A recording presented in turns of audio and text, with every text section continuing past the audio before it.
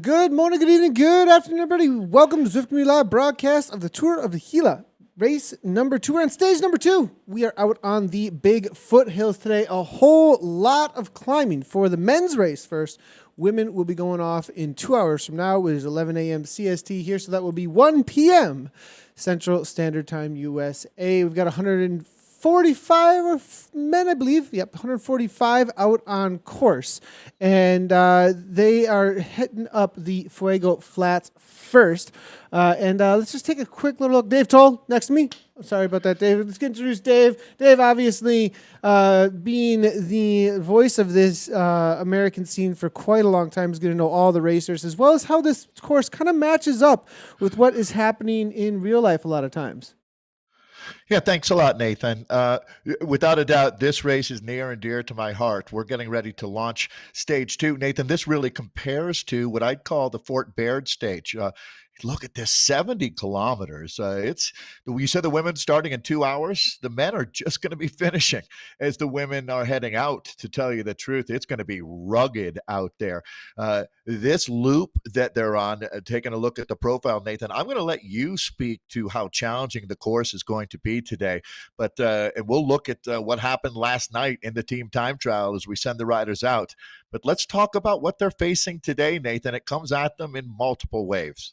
Yes, we're one lap of Big Foothills, 70K. They're going to be heading on over toward Titans Grove twice, both forward and reverse. They're doing the Zwift KOM forward and reverse. In the middle of all that, you've got the volcano climb, which is a 7-minute all-out effort, essentially. So it's very punchy course. It's not necessarily a full-on mountain. Medio Fondo tomorrow is more of your mountain course, but this is definitely a classic circuit race type punchy situation going on here. Both ways up the KOMs of both Titans Grove, Zwift KOM, forward Watopia, as well as reverse Watopia, and that volcano KOM. This is a VO2 max nightmare out here today, Dave. And so the riders, they have actually jumped out on course. We're going to jump in with them here as they are heading on over toward the flat sections. The first climb they will be hitting is going to be that Titans Grove as we jump in with Ribbons here from Rio Grande Elite, sitting pretty here in 120th place. I'm not sure the heart rate's saying 159. Looks like he's doing quite well, but if you want to be a little further up right now, I'm seeing heart rates already up in the 180s or so from Toronto Hustle at this point. Well, and Nathan, we'll talk about Saris and the pros closet, the ride that they did. But as we send the guys out, I was wondering what you're anticipating as far as how hard they're going to go. Typically, these races are ballistic right from the start. Literally 10 seconds before the start, you're already racing. But yesterday, it was Saris and the pros closet team. What a super squadra this is. Timmy Bauer, Gavin Dempster, Holden Como. These are all notable names. Matt Brandt from your home state there, Wisconsin. Matt Kerbeau, Matt Gardner, Ryan Larson, and Chris Beck. These gentlemen put together a ride. They had a teammate that crashed a couple days ago, was injured pretty severely. They were riding in his spirit. It obviously made a big difference. They were hyper motivated. They ended up, after it was all sorted out, it was the Vitas Pro Cycling team with Kenway, McGlinchey, Walker, and Motram who ended up in second. Nathan, when you look at it, were only a handful of seconds back, finishing 27:35 was the team of Saris the Pros Closet, Vitas Pro Cycling at 27:59. So you can see that it's all going to come down to what happens out here today. Project Echelon ending up in third. These are the updated or most recent results that I'm looking at. And then the English team, how about that? Racing at the United Kingdom. It was like 3 a.m, Nathan, when they were racing. Well, same thing for the Vitas team. But I'm going to throw it back to you, Nathan. What are you expecting here in the first, let's say 10K? Do we establish a breakaway today? This is insane, actually, how fast they're from the gun. Yeah, there were attacks coming right from the gun. Tag Cycling, actually, with Polly, they were off the front for just a moment there.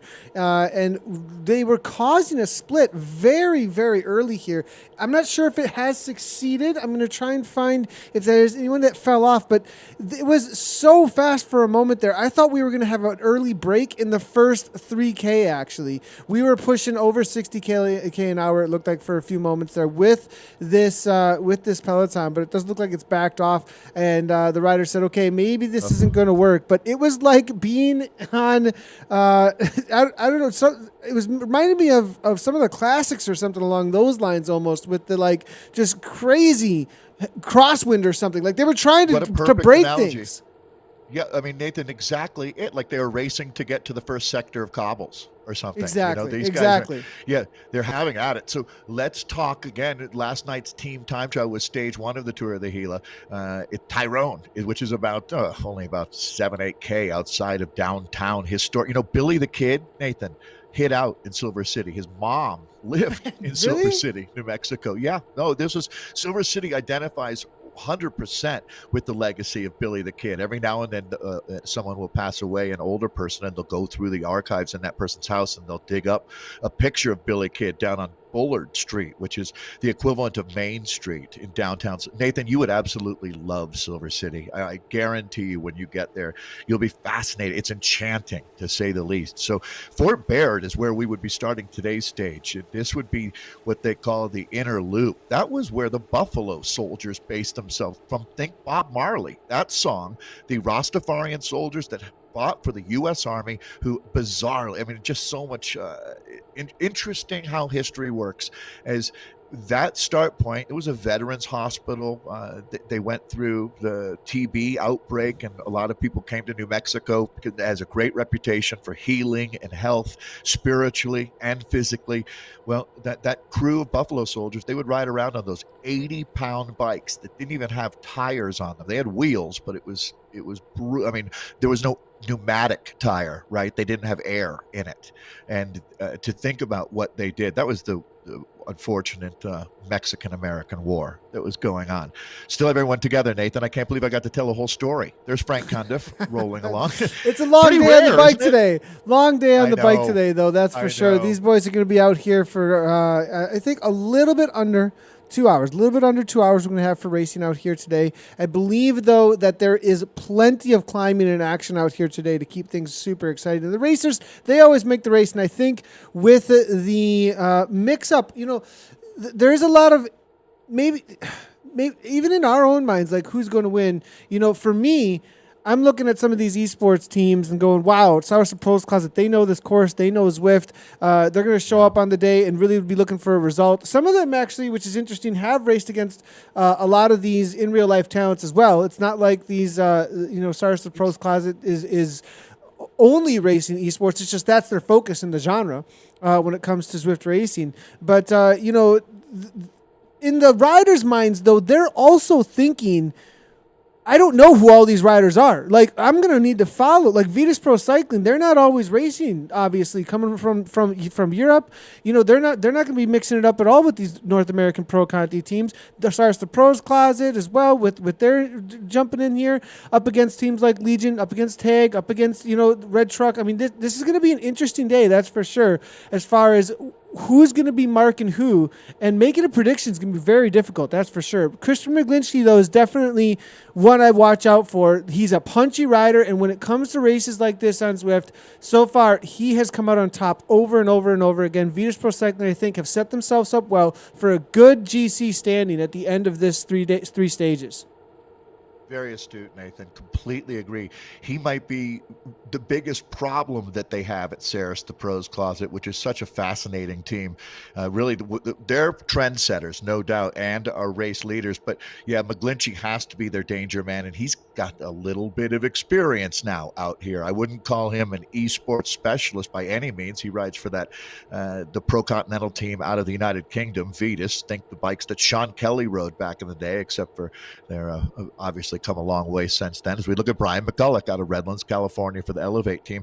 Nathan, I wanted to correct myself in something moderate correction, but like the New York Times, this is my opportunity, right? Well, we have a moment here, although, boy, they're pushing on. There's Matt Stevens just kind of floating right now. This group's kind of dwindling down, but it was Travis Samuel that rode 1,006 kilometers, raising 230 kilometers for frontline workers in the COVID-19 scenario that we're facing worldwide. He really did his most part. That's for sure. Ed Veal also rode and did a tremendous job, but it was Scott McFarlane from the Floyd's Pro Cycling Team last year. Scott works with a bunch of Canadians and hosts a Wednesday Zwift ride, and I think he's a great guy, and I really appreciate him giving the heads up on that. So Travis Samuel, who's with the Toronto Hustle team, Nathan, they had a great ride yesterday, 28:38 in the team time trial. Anton Verby, Chris Merrick, Ethan Sitlington, and Nicholas Meningun, and Ryan Rudderham. And Rudderham's a very strong rider, along with the aforementioned Travis Samuel. So that's Toronto Hustle I'm talking about. They're a team that's in the mix. Get off the start line. What's going on? I just wanted. I didn't want to highlight that too much, but I went to go click on Dan in the background here. This is horrible. And he's saying this. It's too bad to see. This is a rider too. They really could have used out there. Sorry to see that Dan's Who's his internet provider? Yeah, I'd have to wait and see what's going on there, because I was just going to jump back real quickly and just see what was going on with Dan, because I saw his name and bam, he's sitting in Nathan, I'm really bummed out. He's one of my favorite riders. I thought he would have done very well out there today. This is definitely him and Miglinski. I think both of them coming out of the UK. I mean, very strong climbers, and I think they both would have been amazing on the day. So too bad to see some sort of maybe had to get to the kiddos. Speaking of dads inside riding trainers, I know. Right. So. You never know when you've got a situation emergency going on in your house, right? We were talking yesterday about the Matt Stevens having a squire, right, with him, because you just can't quite do this alone. You need almost someone in the feed zone for you. You certainly do in real life. This is a really typically hard, windy day. Obviously, we take the wind factor out, but we don't take the hard factor out. I think, Nathan, what you removed this was the course that blew Mara Abbott, the amazing climber, and was really the queen of the Gila. This blew her off the road on this course. One of the windiest days of racing traditionally that you would see. It looks like it out there as we look at Brian McCulloch. Again, Brian, Big Wheel Coaching, he and his wife Joy do they're parents now. They just do a tremendous job representing the Elevate team. Elevate Webplex is one of America's longest running, most successful professional cycling teams. They deserve a lot of credit for the work they're doing. And Brian has been a long time cornerstone of that squad, Nathan. Looking through here now, Brian struggling a little bit earlier on. Maybe he's just trying to find a good wheel and not putting too much work in early on, though. Maybe trying to play things smart. But one team that is making their way to the front now that we were just talking about, a lot of red on the front end of the pelotons. The first time that we hit the climb here, going into Titans Grove, this climb is not going to be severe. 2.2% gradient, and we'll take a quick look at the course map one more time here to give everybody an idea of where we're at. 70K total, a lot of climbing on the day. This is the first one of, I believe we got 7 total here. Just going to double check here. 1, 2, 3, 4, 5. Excuse me, not 7, 5. But here is the climbs on the day. They're heading into that first climb, 2.6 kilometers at a 2.2% gradient. Lots of little undulations. They did just do that first little kick, not the official. The red is where the official KOM starts from bottom to top that will show the leaderboard on when it comes to the KOMs. Okay. There are points available over the KOMs and the sprints as well. So we'll have to get some more information from our RD on that. But so they're going to be battling too as well over some of these KOMs. That's another thing that's going to open this race up a lot. But yeah, first one we're heading into the Titans Grove KOM forward is what we're heading into right now for the men, and they're setting themselves up well. Positioning is going to matter, and they're not messing around. I mean, look at the situation here at the back. Look, the front obviously here, but at the back, mayhem already, and this is going to be a long day in the saddle for some of these boys. I mean, look, Rainier is off the back. Noonan's just hanging on here. We see Gateway here with Bosch here.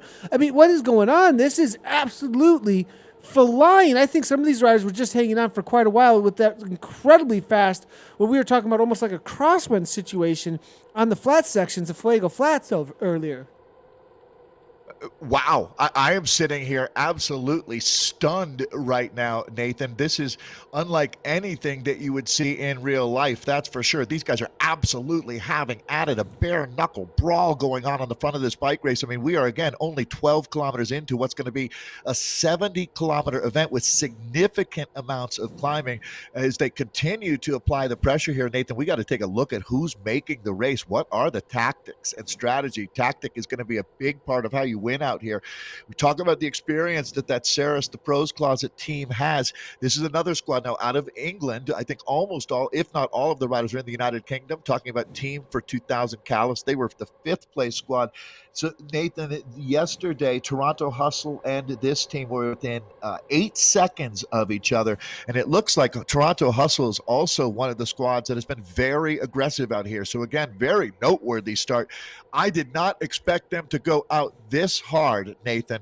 I absolutely am stunned right now. If they want to race at this pace, we're going to have bodies lying all over Silver City when these guys finish, because I can't imagine how we have a group larger than 10 heading into 10K to go if they're going to race like this. Yeah, we are seeing Alexis Gurin now, IDF now, making the way to the front. It looks like 172 beats per minute. Now, the official climb is just about to start here, and you'll see a little red banner on the right-hand side. I believe they went past the T-Rex maybe already here, but they're really getting into the climb here now, as you can see. And at the section coming up here in the upper right-hand corner, you can see the gradients that they're currently experiencing. And the little sidewinder, the little chicanes up in the upper right-hand corner, that's where the pressure really starts to kick in. That's the second half of this climb, and that's when things, I think, are really going to heat up. We're about to get into it here, though, as it's going to be the little 2% is going to bump into 4 in just a second here. And I think riders, a second kick will start here in just a moment as we head under this little underpass now. Venus Pro Cycling now toward the front, it looks like. Alexis Gurin, though, continues on. 170 beats per minute, 500 watts now. Just wants to really press this pace here early on to try and separate things out. I think he senses that there is already some blood in the water, and he is hungry, it seems like, at this point, to just try and break as many riders as he can early on. Yeah, well, let's see who wants to go with him. Again, it's going to be a long slog here. Nathan, if you had to guess, in real life, how many water bottles would you have lined up? How would you even manage that if you didn't have someone there to run and grab what you needed for you? I'm going to guess you'd set up some kind of a stool or a bench next to you. How many water bottles would you expect you'd use for what's going to be 2 hours in the saddle here? Yeah, so I would at least have one for each half an hour at least. So 4, maybe, so probably 4 5. minimum? I would have five water bottles, and Since I would you have don't a have to gel for carry every it. 20 minutes. I'd have a gel Right, or you don't some have to sort of carry sugar it. for every 20 minutes. Yeah, good, smart. I think that's a very. So I was looking at Peter Stetna talking about his Cliff Bar stuff and how really the maximum amount that you can ingest and hope to use when you talk about calories is for an athlete that weighs 60 kilograms. Yeah, you're talking not even 400 calories per hour is manageable. Anything more than that, you're really going to start having a problem with your stomach, I would think, more than anything. So, managing that hydration this is a long. I mean, Nathan, how many times do you race 2 hours? Not often, correct? For these guys, this is once every 40 races, I would say, you're out there this long. What do you think on that? So as far as these races go, as far as Zwift races go, yeah. I know that there's races that are 24 hours, but most Zwift races are going to be right around the 45 to an hour and 15 tops. So yes, It is not the specialty of Zwift races. Now, KISS 100. Each weekend, you're looking at about an hour 50 to 2 hours and 20 minutes, the 100K races. But the more popular way of racing out on Zwift is most definitely going to be that right around sub 1 hour, right to 1 hour, a little bit over. So I personally enjoy the little bit longer. And actually, the in real life pro Conti teams were requesting, can we get something that if we're going to put this on the line here, as we come over the top of the KOM, we'll take a quick look at the times. But Yeah, that's Ryan Rutherham. Yeah, no, go ahead. If we're going to put this on the line, what would they on the line? They were saying they wanted something a little longer. They were like, this is to the advantage of these indoor specialists. We want something that's going to get people a little tired. I was hearing from some of these in real life pro teams, like, we're used to something of racing for up to 2 hours, hour and a half. Like, let's go to our wheelhouse a little bit more for our fitness. So that specifically, the race director Eric Carroll was saying that's why they put these on the roster on the stages. These courses specifically aiming at making it just really difficult, race of attrition a little bit more. And a lot of times when we're talking to the in real life elite racers as well, especially the Europeans, when I'm racing against them, they love the KISS 100 as far as their training goes. Jumping into those 100K plus or so races as well is just a really great simulation of what they experience in real life when it comes to road racing. Yeah, so Tyler Williams up there for the Legion team. It's going to be interesting to see how they manage things today. He's a very strong rider. Tyler Williams doesn't get enough credit, that's for sure. He's out of Northern California, has ridden, in that World Tour arena, I would say, with the Israel Cycling Academy, the team that we see Travis McCabe on now. There's another Canadian team. Boy, the Canadians are well represented in this peloton. Look at this split again. Chasing again rider, and again. Look at this. DC Bank, Cotes off the back, Project Echelon with Lutz. They come into this 8% gradient kick right here. Red Truck there now right on the back, but they're dropping like flies. We're down to, I think, like 50 riders or so. Holy cow. Yeah, boy, Nathan, 20 minutes in. So you think about it, anticipating, about an hour, let's say an hour 45 to an hour 50 out here. So, we're just getting into, we haven't even hit the first feed zone. If this were in real life right now, it looks like they're almost rolling through Pinos Altos, where the historic opera house. Think about that, Nathan. Go see an opera in Silver City 120 years ago up in Pinos Altos, where there's this unbelievable, like, if you ever do get down there to Grant County, you have to make sure you go up to Pinos Altos and have dinner. That is one of the coolest experiences. That's where the final stage finishes. That'll be tomorrow's stage at the Tour of the Hill. Look at this, Nathan. This group is tiny. Okay, yeah. So yeah, this Chase won. It's coming together. There's a bunch of stragglers in between this group and the main peloton. Okay, so we're looking at Ebby from Ladness Trek trying to lead things out. This is that 8% gradient kick I was talking about a little bit earlier. You can see kind of in the upper right-hand corner. It'll be kind of small for everybody. But in the upper right-hand corner, you can see where these riders are at. The rider I currently have selected will be the little orange tag. And they're just coming over that last bump in Titans Grove.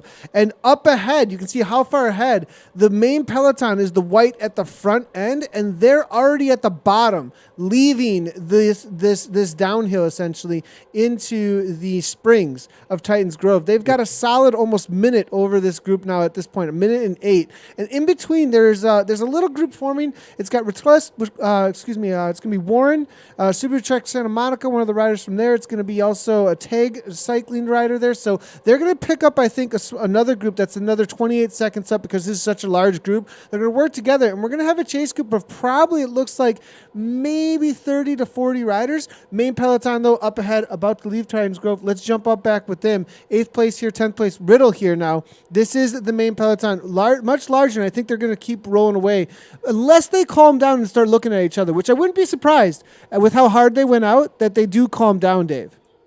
You'd expect there's going to be some of that, Nathan, for sure. I can't imagine how you'd... if you're racing, your spirits have to be being crushed right now. If we're going to go this hard, it is going to be insane. As they say, when you're going through hell, keep going. I think for half of the guys in this group, Nathan, that's the mindset they have right now. I saw Corey Williams was getting up in the rotation on the front. Excuse me. I mean Corey Lockwood, actually, another Legion rider, teammate. He's out of Bakersfield, California. He's a reigning national champion in the time trial discipline. He's the ID. Well, I don't know how much of a draft you get. He's so aerodynamic. Reminds me of Dave Zabriskie, actually, how much work he's done on the bike to have that unbelievable form and be able to sustain that for hours on end. But Corey Lockwood is a guy to watch out for today for sure. Nathan, talk about an area though coming out of Bakersfield. That's as far as one place I've ridden in California. I've ridden a lot of Bakersfield. I had a coach and a friend there, and that is some amazing. This is gonna suit him, I think too. I can see why he'd be amazing TT specialist. You've got mountain ranges for days, but flats leading into those mountain ranges because Bakersfield proper, the city, is just flat as can be as you head out over towards toward past all the orange trees toward the mountains. Exactly. So he's going to have there's all those the oil rig things too. Remember those? Yeah, beautiful country. Yeah, it looks like a Star Wars set when you look one direction, and it's really interesting place for sure. Peter Sagan won a stage in the Tour of California there when he was 20 years old, just kind of starting off his career. A lot of history in California. I love it, Nathan. So they're going to be heading, it looks like, over toward the next climb that's on the docket here. As we look at the lead group, it looks like Giron's suffering a little bit off the back after those early attacks. This is the rider. Alexis Giron was the rider who was aggressive early on. Now off the back a little bit, maybe just trying to find a draft 154, but they're going to be heading on over toward the next climbs. Nathan, and that's what it looks like when you reach forward. When you reach to your stool to get a water bottle and you back off the watch for just a second, right? Yeah. It's funny when you start to Zwift, you realize how hard it is to keep the pressure on the pedals 24/7, 365. No one can do it. So, all right, Nathan, we're looking at a group now. I think they maybe are just, settling down. They're all sitting in the 4 watts per kilo range right now. I highly recommend for our friends that are joining us, and I see a lot hey, the numbers last night were out of this world. Thank you so much for everyone who joins and watches. If you've never Zwifted, you got to try it. Come on. You know you want to. I think, Nathan, for me, it was just such a cool moment when I realized, after doing it a few times, when you're like, I'm now actually a Zwifter, a Wahooligan. I love that, the feeling of being involved in this community. It's great. So join us. If you haven't ever ridden, you'll be really impressed at how hard this is. I think, Nathan, the reality check of what it takes to make the watts that these guys are doing right now, it is brutal. I don't want to oversell it, but really, you have to experience what 5 watts per kilo feels like yourself to really understand. So taking a look at the selections being made, Ryan Rutherham has been pointed out as a rider to watch, a real up-and-coming talent from Canada. These guys canucked up, to say the least, yesterday.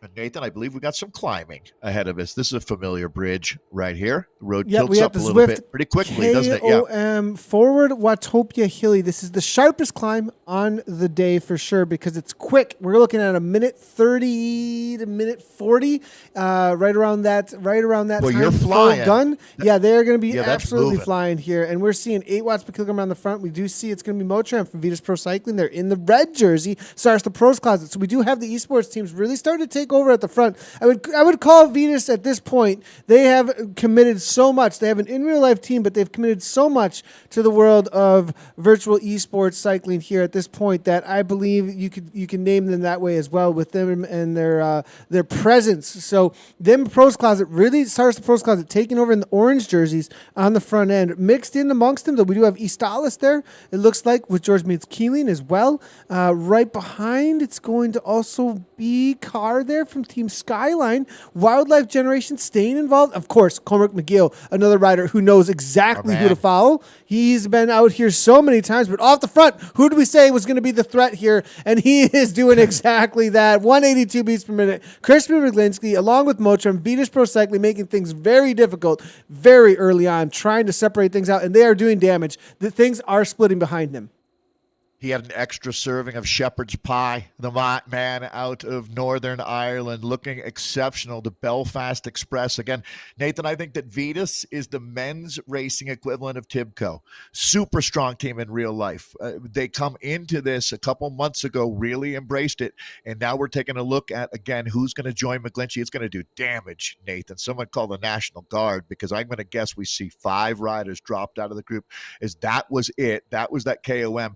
I'm going to guess, Nathan, 75% of these guys just set their personal best on that KOM. What do you think? 62nd place currently is dropping off here. So now we're down to, it looks like, look at this. We're Giron. losing guys Here's left, Giron. right, and center. Schellenberg is here as well. Ward. We see Jay Brown from Team Tour. These guys have to kick everything they have right now. Is this C. Hall now from Team California? 9 watts per kilogram. They have to close down. The front pack is slowing down to 44. They have a time. This is moment of truth for whether or not they are still involved in this race. This group has to work together full on to get back, or it is over.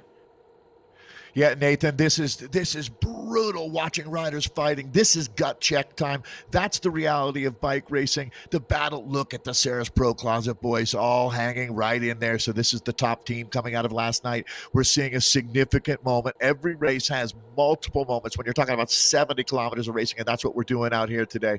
Nathan, I don't even want to get too excited myself right now because you only have so much gas. And right now, Christopher McGlinchey is a flamethrower, a wattage flamethrower up on the front right now as he is just blasting this race, scorching legs out there. Let's see who wants to ride with him. Toronto Hustle is going to be represented here. Let's see who else, Nathan. Lockwood is there on command. It looks like Thomas Rivard doing, excuse me, that's Thomas that I'm talking about for the exceptional British squad. 2000, Nathan. Okay, things settling down just a little bit, but I think McGlinchey put, what do you think, a dozen riders out the back door there, some fighting back in. Nathan, I love the way we keep an ability to look here. Oh, great job. Nice shot. Yeah, just almost getting back on, but not quite yet. It has to happen right now for these two riders. Jay Sutton as well as Gardner here now from CS Velo. 1 second is the difference. That pack is about to speed up again. Red Shark Racing with Riddle here now backing up. 187. He was there. It was literally like 3 meters more he had to get back, and he couldn't do it at 188 beats per minute. It is a race of meters sometimes. And a half a second is all he needed. Getting into Super Tuck, maybe they can work together, but look at how fast that pack just rolls away. They got to find some extra energy somewhere, though, because watch how this pack will just disappear into the distance at this point. It happens to all of us here. The local Saturday morning showdown, as well as in racing, the pack just slowly fades into the distance. Can they close it down? 3 riders, their race may be over. This is where you're like, oh my God, if we don't get on that, we might go through the feed zone and there'll be no one there. It's scary, actually, when you're heading out into the Gila wilderness and you've got one half of a warm water bottle with you. 2 guys, a little rugged. They're dying now to join the group. We're watching Sutton. He's going to get there. Come on now. Again, on that Vitas Pro Cycling team, this is that battle, Nathan, that inner battle as you are scraping the bottom of the barrel, just wondering there's got to be 5 more watts here because that's all I need and I can get up onto that group. These are the hardest 3 seconds in the world to close. Make it 5 seconds, but Nathan, come on, guys. I think that they can get there. They just, oh boy, one thing you'd be hearing from your director now would be like, just organize you 3, organize, keep just 15 seconds up the front, rotate through, and you can get there. It's amazing. Look at how close it is again for Biddle. This poor guy over and over again. He gets so close. It's 4 seconds. He can almost touch them at this point in this race. But at the front of the race, who is making it difficult? And they don't want nobody coming back. And it's actually Cyrus the Pros Closet in the orange and light blue. Just nonstop pushing the pedals. And I'm going to head to the front here. Vitas and TPC, they can see that they have done damage, and they are not slowing down. They're pushing 5-6 watts per kilogram, keeping it steady at the front here. And look at the heart rates. They're able to sit in, find a draft, not waste energy, while these boys at the back are putting in their best TT of all time, trying to get back on turn. Exceptional riding. Absolutely. Nathan, they always say that when you can show a rider the door, you do. When you can close it on them and put them out of the race, you do. When you can put a padlock on it, even better. And that's what Vitas is doing out here right now. I mean, they're just eliminating riders left, right, and center. This is some classic teamwork being done. Unfortunately, Nathan, they eliminated one of their own teammates out here. That's the dangerous game that you play in this sport. But hey, that's the reality. We're in that OSS situation. Only the strong survive out here on Watopia. This is the world that started it all for Zwift.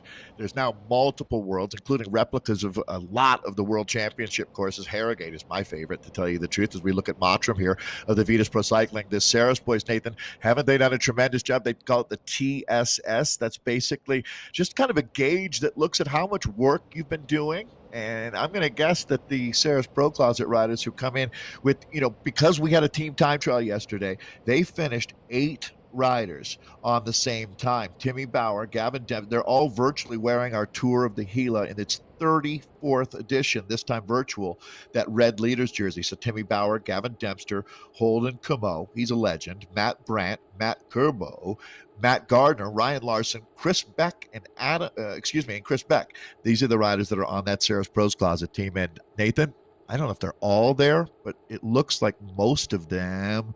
I'm counting 1, 2, 3, 4, 5, 6 jerseys. 6 out of 8, not bad. Not bad at all. Maybe And I even think more. Yeah. maybe even more. Yeah. So Maybe Stars and Pros more. Clavits have Yeah. actually made most. I am seeing. They I mean, make there up are about a sixth of this group right now, that one team. definitely Sarah's in the profile. orange, and that'll Yeah. be the orange and light blue at this point. Vetus then with, it looks like 1, 2, 3, 4 at least that have made it. I'm going to try and start looking through here. I'll see if I Which can is get an their image entire up for team, everybody. Nathan. Vetus Really? has everybody except one. Excuse me. So they've got Adam Kenway, Chris McGlinchey, who the Northern Irish rider we were talking about. This is a British team.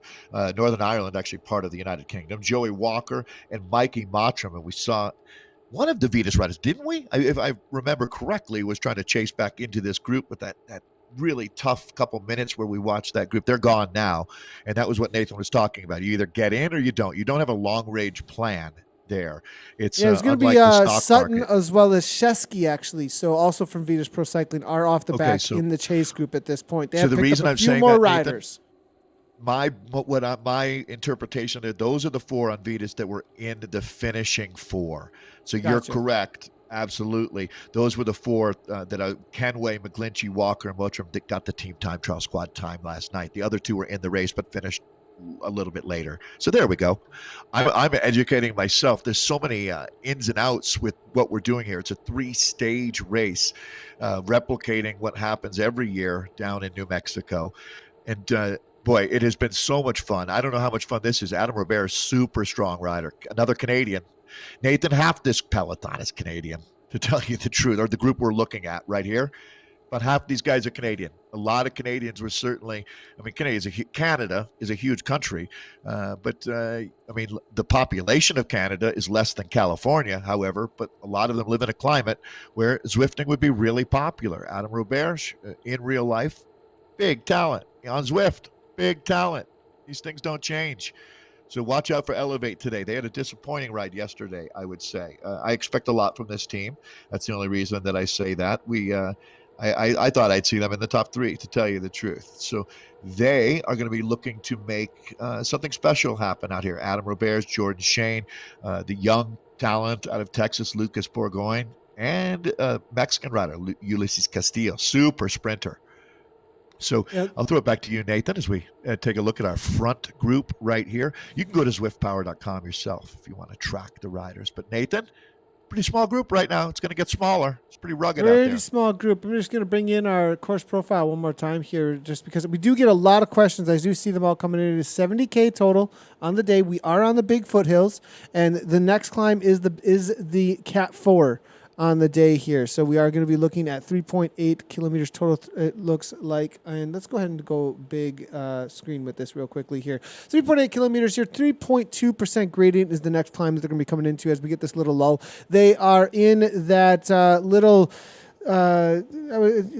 downtrend there for a moment, the flat section right before they hit the KOM as they go around the volcano. They're actually going inside of that climb right now is what they're doing inside of the volcano.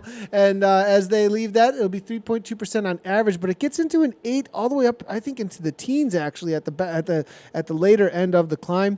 So it's going to be interesting to see how this plays out. That's about the halfway point of the race for 70K actually. So over the top of there, we're going to see how things play out, as I believe we are down to about 50 riders with 145 starters. So pretty aggressive race up front. I was not expecting this. I thought that this would be the deciding moment for the entirety of the peloton, but obviously some other racers had other plans, and I'm thinking that's going to be TPC, the Cyrus the Pros Closet, as well as Vetus Pro Cycling have been the main aggressors, it looks like. The question is, have they burned too many matches early on? As there's plenty of other jerseys still involved here that I think have been hiding in the wheels and making sure they're reserving energy. One cool thing about zwiftpower.com is you can see what the powers that have been put out on the live tracker so far, which is a pretty cool thing.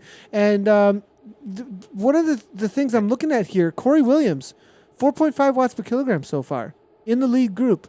At the front of this, Corey Lockwood, 5.1.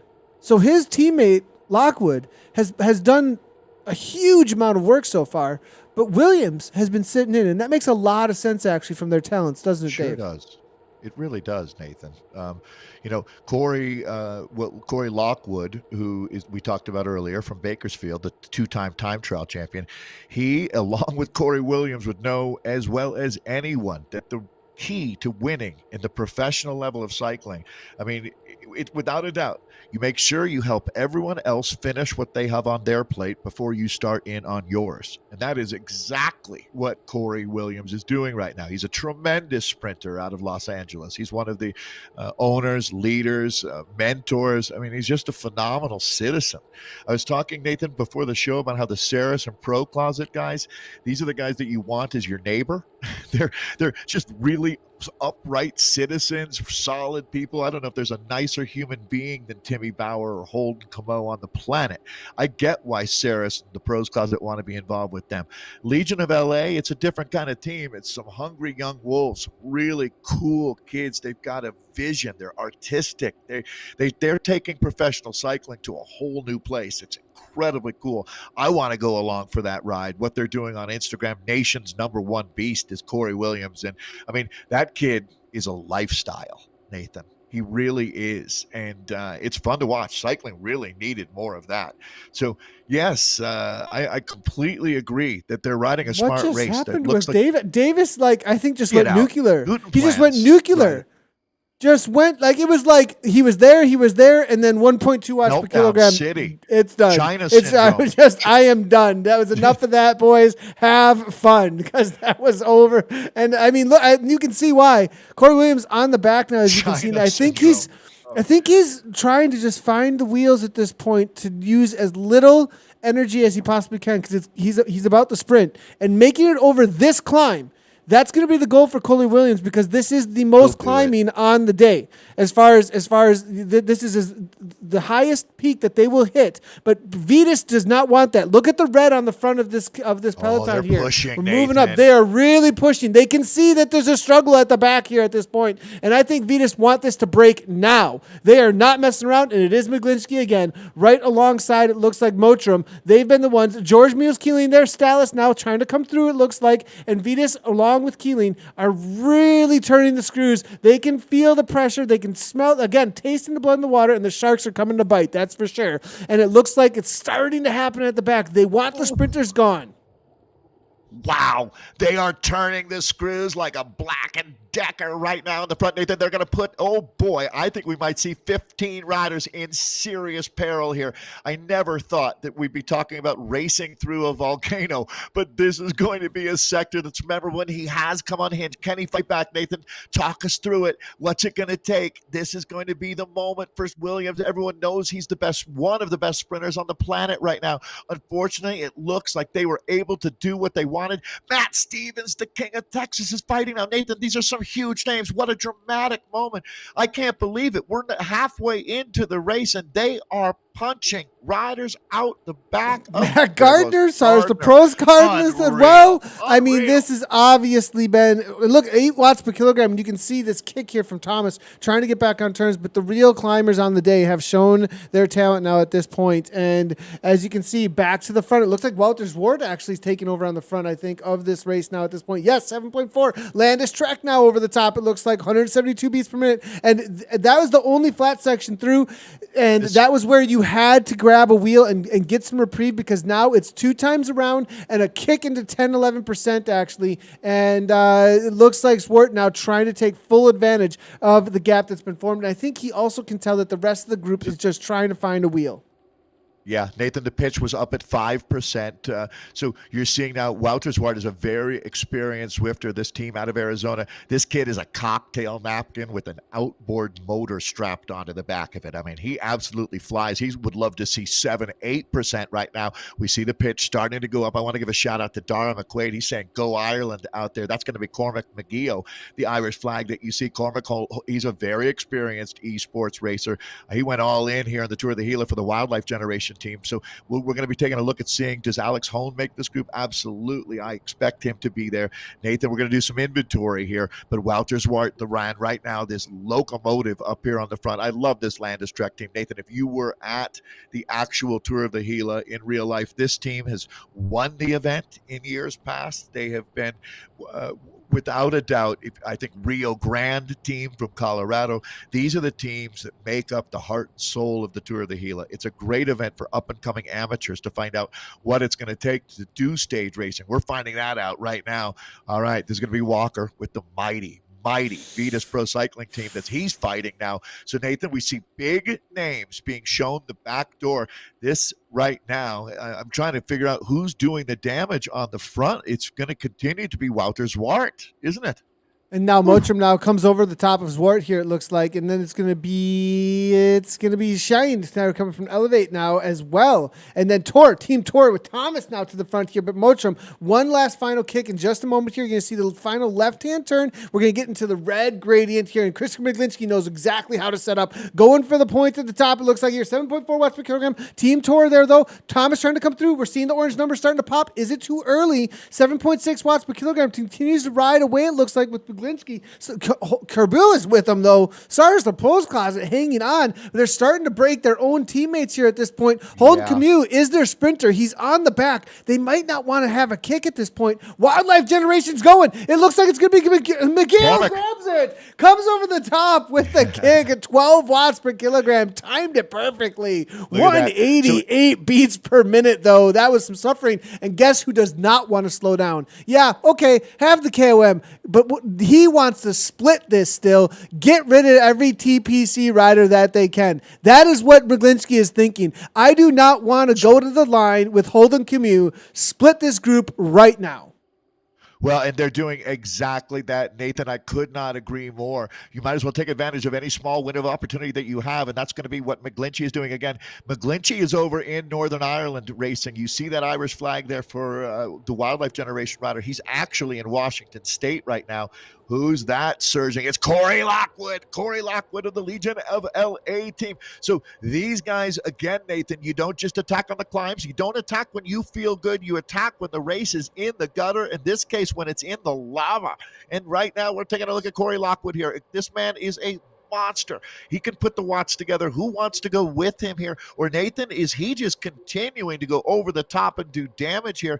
But it looks like finally we're starting to see some riders dropping into the super tuck. I think the guys who know how to use the game that is Zwift are probably breathing a sigh of relief. I think they might realize we got a couple K where we should be pretty safe, at least for a moment out here. Tell you what, this is one of these no quarter asked for, no quarter given kind of bike race. We're at 37K into 70 kilometers of racing. This has been a Donnybrook since kilometer 1. And Nathan, it's still hotting up, but that group looks a little bit smaller to me than it was 5 minutes ago. Here's the chase right here at this point. And this is going to be Paulie here with D. Kelly here trying to jump back on. It's going to be Gardner right behind him. So interesting to see. We've only got, it looks like 38, I want to say right around 40 riders that have made this league group here at this point on this downhill, and it continues to go out. Lockwood pressing the advantage at this point on the front, making sure nobody jumps back on and still trying to make them suffer. One rider that has made this, there's a U.S. National Champions kit in there still. Stars the Pros Closet still has their star sprinter at this point. He has made it up over the top, and they've dropped off a lot of their own teammates, but look at the orange and green that are still, or excuse me, orange and light blue that are still in there. I still see 4 jerseys. Miglinski tried to make it happen, it looks like, but now there's only 2 Vitas riders. That team has suffered a little bit because of the efforts there, and TPC Stars the Pros Closet has still been able to come out on top as far as numbers go. Actually, 5 riders, including obviously the national champion there. So interesting to see. They're very well set up, and currently the leaders out on course as well. Timmy Bauer, though, he was in GC. He's been dropped off at this point. Boy, yeah, I mean, Nathan, when you look at this, what a tactical slugfest this is, this Machiavellian chess match. People wondering, do the riders have comms? Do they communicate? Heck, yes, they do. We've talked a lot about that, actually. Nathan, you do such a good job of keeping us up to speed on how these riders races. Nathan races himself at this level, so it makes a big difference to be in sync. It looks like Vitas doing the same thing. Nathan, I see 3 Vitas jerseys. Correct me if I'm wrong, but I think McGlinchey has a couple team, although one of them right now. And Yeah, well, they're quickly able. That's what you just, when these gaps open up, you have to immediately shut it down. I use that analogy. You don't want to let a grass fire turn into a structure fire, because then it's too late. Well, that's pretty close to the truth with what happens when a small gap opens up out here. I think it's harder on Zwift than in real life, to tell you the truth, to close down those gaps.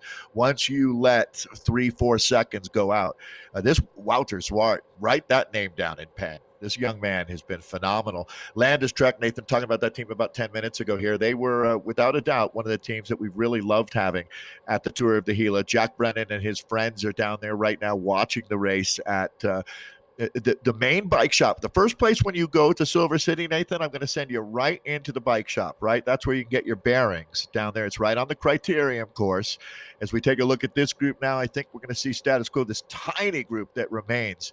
But Gila Hike and Bike is the place to be for sure. And right now, we want to give a shout out to everybody down there watching. Really appreciate the fact that times have been tough with COVID-19, but we'll see in 2019, that's for sure. Maybe we'll have a chance to sit down and have a burrito with Cormac McGee, the Irish rider here from the Wildlife Generation team, who's sitting comfortably in this group. Nathan, help me out the best we can. Might as well try to take some inventory while we have a moment here. We're 40K into 70 kilometers of racing, but as you show with the graphic, that there's still most of we're probably about halfway done with the vertical gain, the climbing that they're going to see out here. So we have a long way to go. This group won't be, we're saying there's about 35 riders, maybe 40 riders here in the vanguard of stage 2 of the Tour of the Gila. Yeah, great. Yeah, it's a great time to take a little bit of inventory. And here's what's happened so far on the day. 70 kilometers is what's going to be, they're going to be looking at. So they got another 30 to go. So far, they have completed the Titans Grove forward KOM, as well as the Watopia Hilly forward KOM. They just got done with the Volcano KOM, which is the longest climb on the day. Let's take a quick look at the leaderboard actually for that. See what kind of time they did over the top of that climb. That was an amazing result on that climb. But looking at it here, this is going to be it right here. 550. So anything sub 6 is insanity. So I mean that is quite the time up over the top there. Gavin Dempster actually getting dropped off. It looked like interesting to see. We actually have a little bit of attack going back into the volcano. Interesting to see. Vita's here now. Mottram, they just continue on. And the next climb they're going to be looking forward to though is going to be Titans Grove Reverse. So they've got there's quite a lull here actually, as you were saying. Let's just take a quick look. You can see in the lower left-hand corner. One?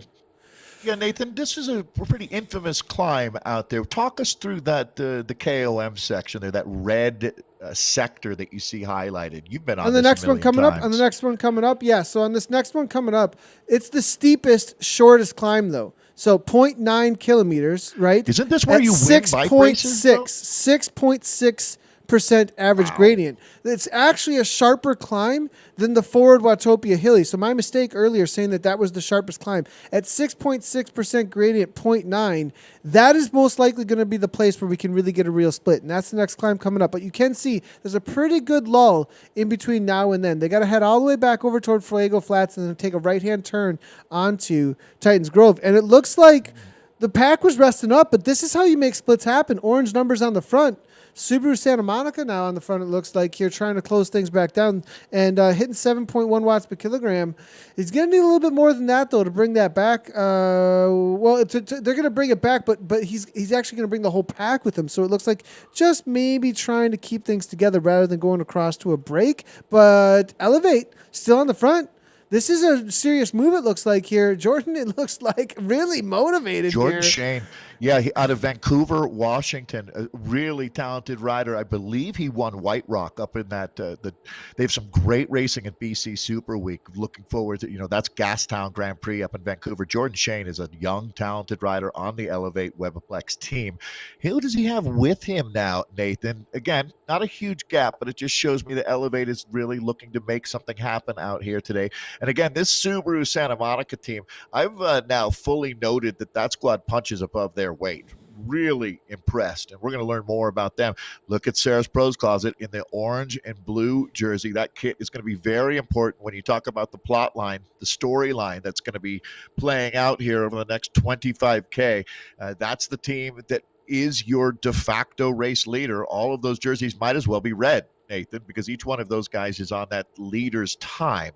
But a lot of things are going to be changing. The shakeout's going to be dramatic when this one is done and dusted here, as they're now hightailing their way back from being out. They would have been out in the Gila wilderness. They would have seen, there's some caves out there and cave drawings, Nathan, from some of the, going back 1,500 years ago. If you think about how incredible it is that the Anastasi and the different tribes that lived out in the Gila forest, it's really amazing the history that you learned about Holden Camo. Nathan, how important is it that he's still there? I mean, he's a very hard rider to beat. At times, he's the number one ranked rider in the world, but he's certainly one of the most popular, respected, and recognized Zwifters. How dangerous is that man? When it comes to sprinting, I think he can push somewhere between a 14 and 1,500 watt sprint on an indoor trainer. Louise. And this is all he works on. It's what he focuses on. The guy is a monster in the sprint. He's got plenty of pretty cool live videos as well as little snippets of him sprinting. There's a reason why they're sponsored by SARS out there, and they put those trainers through the ringer, and this guy definitely has a very fast spin turnover, and I think amongst this group, he is going to be the most dangerous man. Miglinski can tactically, I think if you can plan it right, and you got to, it's gonna, and if it does come down to a sprint between these boys, it's going to come down to a tenth of a second. At the most, I think, between a few of these riders here. But Holden has the timing so well, specifically on this lead-in. It's going to come through the Fuego Flats. You're going under that little rock arch. Same place that we saw the finish yesterday. So it'll be interesting to see how the timing goes, because it's kind of a drag race, depending on how they play it. There's a lot of climbing still to go. A lot of sting in the legs, though. And will a sprinter like Holden have something left? Or will we see a break? They say when a sprinter is climbing well, he's sprinting well, Nathan. And Holden right there, right with McGlinchey, if you see them now starting to get some positioning in this group. A little bit of a lull right now. I mean, this would be absolutely where you'd be grabbing your bottle and taking a good pull, because it's going to get brutal here in a moment. It's not long until a make or break sector is going to be coming up. Again, we're watching Holden Camo right now, the Ceres Pros Closet team. He's a virtual race leader. He could very well win the stage. And Nathan, for them, really worth remembering that, McGlinchey has got to be your number one danger man now with Williams. Corey Williams, I'm talking about, the California state champion, is not in this group any longer. They got rid of quite a few talented riders in that last surge. The pressure was immense. So right now, these are the gladiators of the road, without any question, that we're looking at in this group. Nathan, we continue to kind of look around. Adam Carr is there. Good job by the Skyline rider. The Twig is there. The Eddie Merckx of virtual racing. The self-proclaimed Eddie Merckx of virtual racing. We are heading into the climb here in just a moment. So as we do head back on over toward the Fuego Flats, this is the entrance to Fuego Flats. Now we just left the main Watopia circuit area. We went by the piers of Watopia, and this is where the whole race started, actually, from the starting pens over in the expansion that recently came out with Titans Grove and the Flats. Now they are going to be taking a right-hand turn, though, to do the reverse of that Titans Grove that we came into from the other side. So as you can see in the distance here on the right-hand side, there's the climbs with the sequoias that they're going to be taking on here in just a moment. There's actually going to be heading on up toward the mountain bike course in just a moment here. And if they were riding solo, they'd be able to take a right-hand turn and jump on a mountain bike for a quick little 3 mile or 6.5K or so 7K ride on a mountain bike if they wanted to. But no mountain biking today. They're going to be focusing on that KOM. It's so cool. You actually can steer your bike using the gyrometer or whatever they call it in your phone. It's just some of the new, the Skunk Works projects that Zwift has going that are so cool. So, Nathan, as you take a look at this group, if I had told you that they were going to do pretty close to 49 kilometers in the first hour with the amount of climbing that we have, wouldn't you have said that's a little ambitious, Dave? Because these guys are absolutely flying. I mean, Nathan, 58 minutes in, they've almost done 47K. Yeah, they're messing with our run of show. What? Slow down, They boys sure and are. girls. Well, no, they just got us a lunch break. These guys are racing my lunch break back. I'm actually now going to order a Rio Grande burrito because I'm going to have time. Because, Nathan, we were anticipating maybe 10 minutes, 10-minute right? break. We were looking at a 10-minute break right. between the men and the women's. These boys are going to give us a solid 20 minutes or so, it looks like here. So great job to these riders. They have put on a huge show so far. They've made things extremely exciting, actually. And it's the riders who make the race, that's for sure. Now on the front, though, Legion, it looks like taking over. Now we're starting into the climb. This is not the climb proper as far as the KOM goes, but there's little bumps here as they head on through each one of these hot springs. On the front again, McGlinskey just continues. With Wiltram, they have got a plan. There's been some communication for sure. Holden, is he heading to the front to attack? This is not his type of thing to happen here. Maybe or a is he sag climbing, Nathan? Yeah, sag climbing. Good point, Dave. Good point. That's my guess. Yep.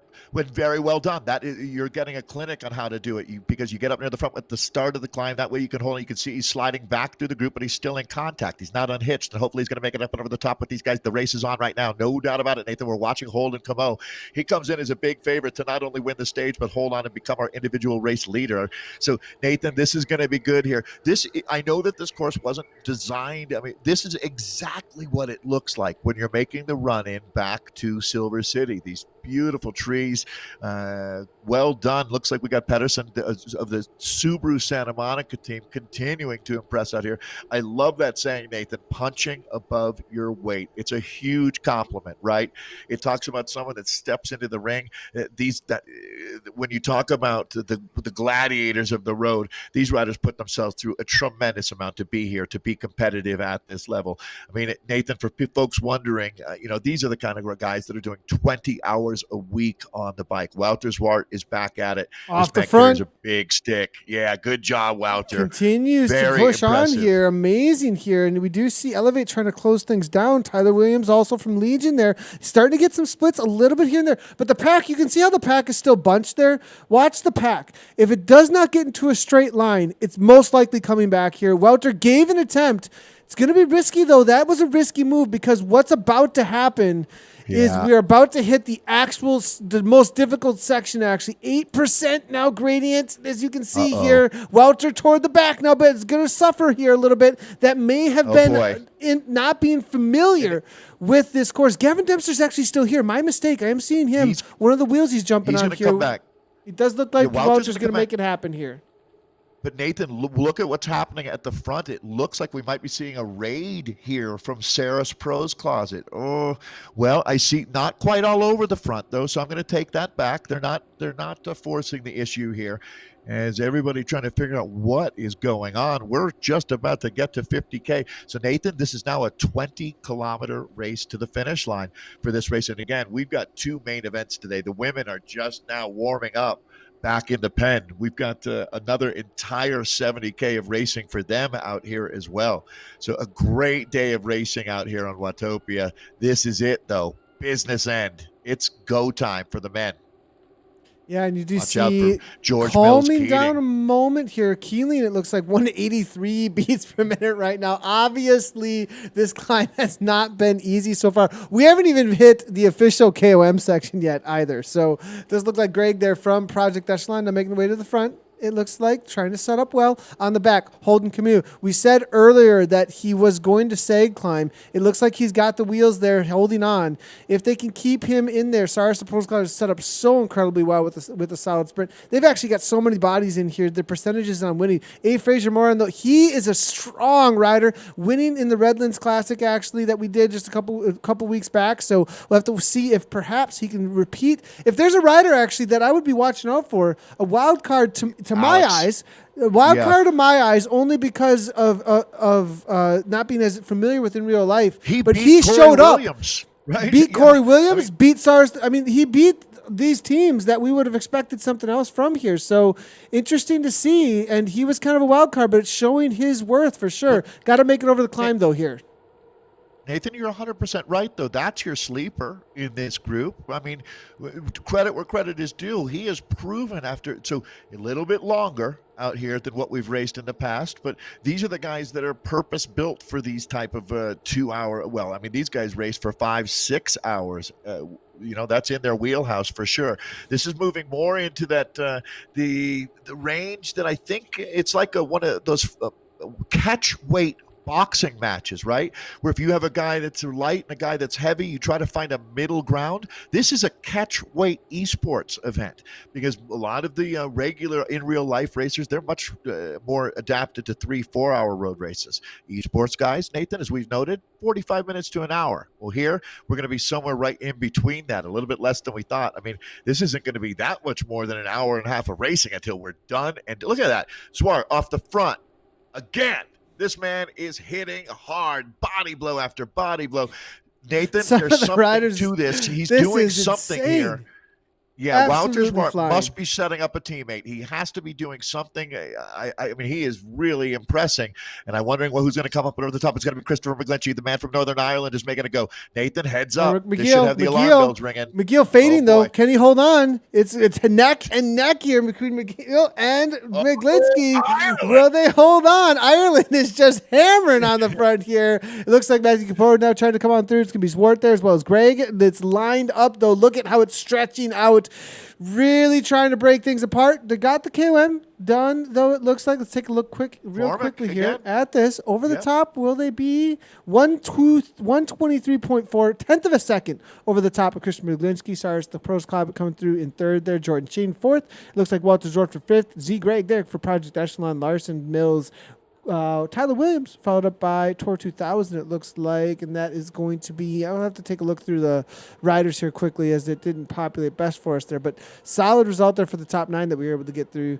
As now things are backing off. Did anybody fall off is going to be the question, though, on that climb. Does look like a car here, Team Skyline, just getting back on, just barely, it looks like, as I look at the back of the pack here, getting into that super tuck. That was a risky one there for Carr. Yeah, Adam Carr is a great story. We talked about the type 1 diabetic and how hard he works. And now we're going to be looking, so he does get back on. I think, Nathan, to answer your question, it looks like most, if not, probably not everybody, but I think most of the riders were able to survive that intense little foray up the climb. There's Adam Carr of Team Skyline moving up. Corey Lockwood up on the front. He's done a lot of work here.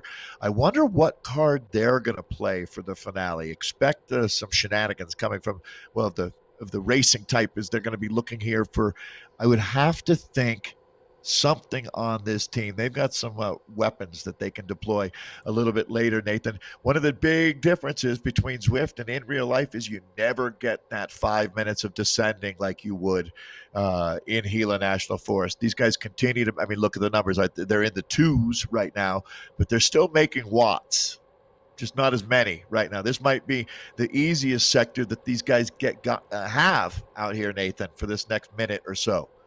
Yeah, and they're going to be taking a little bit of time here that they're going to have on their hands. They've got plenty of time to work with. Really, this is a battle between these riders. Look at Usborn here, 3:38 back to the main chase pack. Yeah, we've set the table now. But this is it as far as the riders go. They're not coming back at this point. That time is way too far out. So at this point, it's really who is at the, as you were saying, at the table at this point, who's looking across at you and what are they going to do about it? The next climb that they do have is going to be the Hilly Watopia Reverse. You're looking at about a 3:30 or so on the day for that climb. So real quickly here, let's just take a quick look. There's going to be a lull again, as you can see here. 2.5 kilometers, 1.8% gradient is going to be the next climb on average. And that essentially, full on, 3 minutes and 50 seconds most likely at about 6 watts per kilogram. The attacks, though, we'll see how that can happen. That is a climb that's long enough as well to really break things apart. And it's not long after that as you have, so they're going to be heading over to Ocean Boulevard now. Left-hand turn and then on over toward the, leaving Ocean Boulevard and then heading on over toward the reverse climb. After that, it will be a right-hand turn and immediate left again through the section we just took to get over to Titans Grove. And then it's a flat from there on out. And so to the finish line, looking at about 3K, I want to say, maybe 4K. To the finish line from over the top, so it'll be interesting to see how that. No, it's not. It's doable. It's doable if you get a gap with a couple of riders. Yeah, typically when you go over 6, 7K, that's where a group can chase back almost anyone, right? But that distance, it makes it even more tempting for the guys that really specialize in these short, hard climbs to go for it. It's going to set up for an outstanding finale here as they're honing in on 15K to go at this point. It's not going to be much more than 20 minutes now. This race is just incredibly quick out here. About 30 riders remaining in this front group. The Toronto Hustle represented here by Ryan Rutherham. He was definitely tipped as a rider to watch, and he's living up to it out here, Nathan. We're having a few breakthrough performances, some of the old stalwarts as well. I mean, obviously, Holden Camo is a rider that a lot of people are going to have their eye on that Sarah's Pro Closet team. I think maybe Christopher McGlinchey, correct me if I'm wrong, the biggest danger out here right now, the Northern Irish rider on Vetus. He'd be the guy, Nathan, if I was in a director's seat, that I would be the most worried about if he wasn't on my team. Yeah, to go over the top. He'd be the guy to say, over the top, everything, all in. Maybe on. Mottram, though. Maybe Mottram as well. Yeah. One of those two. Those are the two cards that they could play. One of those two riders. Make sure you make it as hard as you possibly can over the top of this climb. I'd throw Corey Lockwood's name. Mainly just from the Vetus. I mean, just from the Vetus, from a Vetus perspective. Sure. From a Vetus perspective, because they have two riders in there that both have that kind of a VO2 kick. You send either Mottram, whoever's feeling better for a sprint, you leave him in the pack. The other one, bury yourself, don't care. TPC have too many riders here, and we need to either get rid of them or you win the race. One of those two things needs to happen, I agree. right? You would need to channel your inner Ben King, what he did at the U.S. Pro Road Championships, attacking from 40K out, turn your brain off and let the chips fall where they may.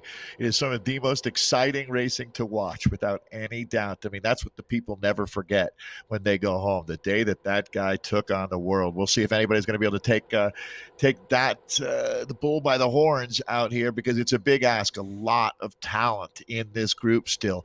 As we watch, we talk about taking inventory here. Well, all of these riders are going to be well aware of the strengths and weaknesses. I do see Corey Lockwood. I was talking about him, Nathan, as a guy I'd be particularly interested in.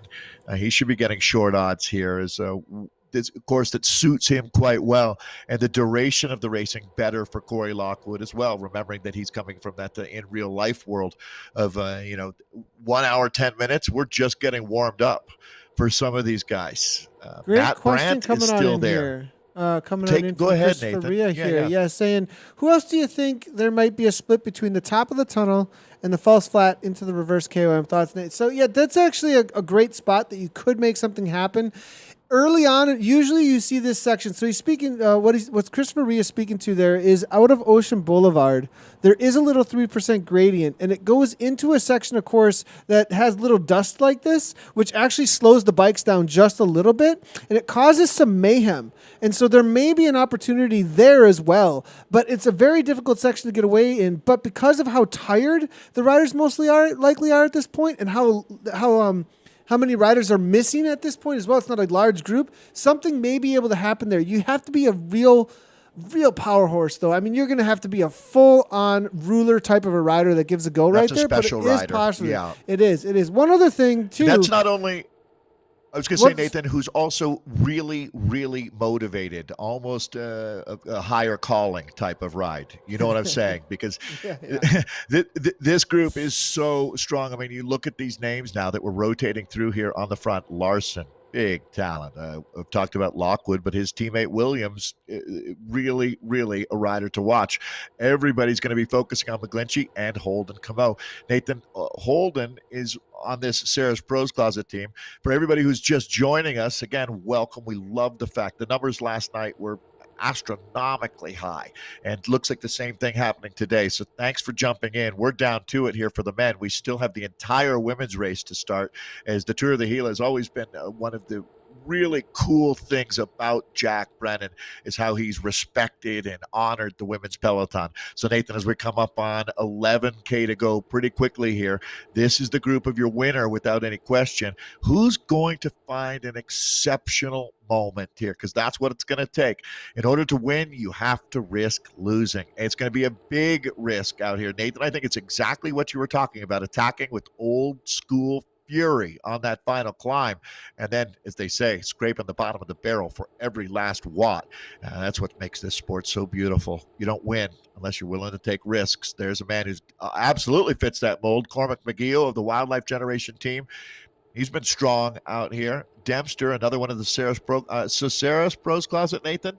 They still got at least 3, maybe 4 in this group. Yeah, let's real quickly, let's just give a shout out. We do head in at 3% gradient here. This may be a section. We'll see if anybody gives a kick, but I think most of them are going to be looking forward to the reverse climb that's about to be hit here in just a second. Morchman goes to the front, but as he does, for those that have made this group, 29 riders in total. We're looking at Austin. Let's just go real quick here. Ben Thomas, Gavin Dempster, Holden Camus there for Cyrus the Pros Closet, Matt Wickstrom there for Subaru Santa Monica, Mikey Mochram there for Vitus Pro Cycling, Ali Moore there for East Salas, Adam Carr from Skyline, Alex Fraser-Moran from Red Truck, Bruce Bird is in here as well, it looks like, for Hamilton United. Obviously, Christian Muglinski there from Vitus Pro Cycling, Cormac McGee, Wildlife Generation, Drake Jewell, George Muse Keeling, Jack Bird, it looks like Jason Peterson is in there as well for Subaru Santa Monica, Gateway Devo, Jim Schnitzer for KBSC, Jordan Shane, we were talking about, Elevate is in there, Matt Brett, Sars the Pros Closet, Matt Kerbrew there from Sars the Pros Closet as well. It looks like Team Tour Oscar Hutchings has made this.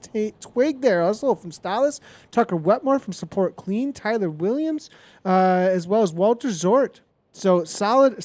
Corey Lockwood still in here. Ryan Larson is still here. Zach Gregg, Ryan Rutherham. So a ton of very strong riders still in here. And looking through those riders, out of all those riders, Bruce Bird, 4.2 watts per kilogram, has been saving it for Hamilton United at this point, as far as the sprinters go. We're also looking at Holden Camus, 4.2 watts per kilogram. Now think about this, compared to Corey Lockwood, who has put out almost a full watt per kilogram more, doing a ton of work for the Legion team, it looks like, as well. Ryan Larson has put out 4.8 watts per kilogram, almost a half a watt per kilogram more than his sprinter on the day. You can kind of take a look over at Zwift Power. A rider we were talking about earlier, Adam's Carr. We thought he was in trouble. I think Skyline had been reserving Adam Carr for a sprint, also sitting at 4.2 watts per kilogram. So the riders that have done the brunt of the work on the day, we're looking at Mikey Mochram from Vitus Pro Cycling, Christian Muglinski, 4.4 watts per kilogram. Actually, not Mikey Mochram's been their workhorse, actually, as Muglinski's been saving up a little bit more compared to what Mochram's been putting out here. So a lot of cool stats that Zwift can bring to the world of racing here, and see who's been doing the work and who's been saving it for that sprint and what the tactics might be. Well, did we miss this? I completely missed this. I apologize, as I was totally distracted. Yeah. I was totally distracted with my stats here, and Muglinski did exactly what Chris did, exactly what Christopher Reyes said. What an amazing call out for Christopher. Are you the DS for Vitus Pro Cycling? Because that was exactly the call, and Muglinski is gone, and this is the ruler. Oh my goodness, this is it. I don't know if they've got nuclear power in Northern Ireland. I'm going to have to assume so, because this man is absolutely pushing the limit. So 7 watts per kilo. The advantage is 16 seconds. He's been in the bank. He's got all the money. And now, Nathan, this is going to be an interesting 8.5 kilometers to the finish line. I would never bet against Christopher Muglinski. He's had some big esports wins. He's all heart, pound for pound, ounce for ounce. This man is a classic Irish athlete. Never, ever do you count these guys out. Ireland, a country of about 4.5 million people. But my goodness, on the international stage, when you become a star out of Ireland, you become a star for the world. There's nothing like the world's response to Irish athletes. Look at this. Christopher Muglinski is pouring this it is so on. Great. Check this out just behind here. Look what Mochram's doing, and look at what Cyrus the Pros Closet is doing here behind. 1 second here. This view here, TPC, they are saying, no, this is not happening, and they are trying to. They've put 4 on the front. They're just organizing a chase, and Mochram is sitting on the wheel. Legion as well, sitting on the wheel here, trying to. This is so interesting. They got him in sight here. Dempster on the front, 6 watts per kilogram. They're burning matches, and Holden is sitting in. Huge play. Okay. Yeah, no, this is tactics at the highest level. I mean, putting on a clinic right now. Again, they are the second place team. So virtually, it's almost deadlock. Now the numbers are coming down. You're going to see McGlinchey here. This might not go to the line, but it's certainly putting the pressure. I mean, the foot is on the throat right now. If you think about what the Ceres Pros Closet team is up against, the alarm bells are ringing. They're well aware of how talented this man is. As you look at the odometer, he's going to start tapping on the gauge here, seeing that needle is going to be hovering around empty pretty soon. Look at that shot. Great job there, Nathan. As we take a look at the chase, they're bringing him back. Hit the reset button, but Christopher McGlinchey has just fired the first salvo, the opening shots here out of this group. Ladies and gentlemen, buckle up. Welcome to downtown Payne City. It's not Silver City anymore. We got a whole new bike race here, and Zwart is back to the front. Does anybody counter, Nathan? Does anybody counter over the top of this? I think Mottram. I think Venus need to go 1-2, 1-2. Just keep it going. Body blow, as you would say, Dave. They've got to go to the corner and nonstop. I think if they want to win out here today, but I don't know if Mottram has it here. You're right. I think so. Zwart over the top. Bird, we said Bird was sitting in at 4.2 watts per kilogram. Now we're going to start seeing who's been resting up. We're going to start seeing who has been reserving and waiting for these moments at this point. Jordan Shane now goes to the front. Elevate now. Starting to take over now. Now it's going to be Cyrus the Pros Closet. Elevate. Yes, Jordan Shane taking over again over the top of that spike. One rider does fall off the back. Who is it? It looks like it's going to be Team Tour 2000. That's going to be Hutchings off the back. Larson just hanging on. Holden, look at him. Look at where he's placed here. Holden Commute, 175 beats per minute. Is Lockwood going? Lockwood is going off the front. We'll get that in 1 second here, as it's going to be Lockwood, and Williams is right there trying to go with him. It looked like it's going to be Legion 1-2. Oh boy. Now they come over the top. Right on the Monsters, the Legion of LA team. Again, Tyler Williams has World Tour chops. These two are going to go up and over the top. Now, can they pull it off? Obviously, that's going to get a lot of attention. They don't want to give these guys any leash, but Legion of LA, as we bring it down to about 6K to go. And always, Nathan, very aware of your skill and talent and the fact that you've been out here on this course. We know that the finish line will come up very, very quickly. We're with Tyler Williams right now in the Legion team. They got one more rider joining them here. That's going to be Wouter Zwart.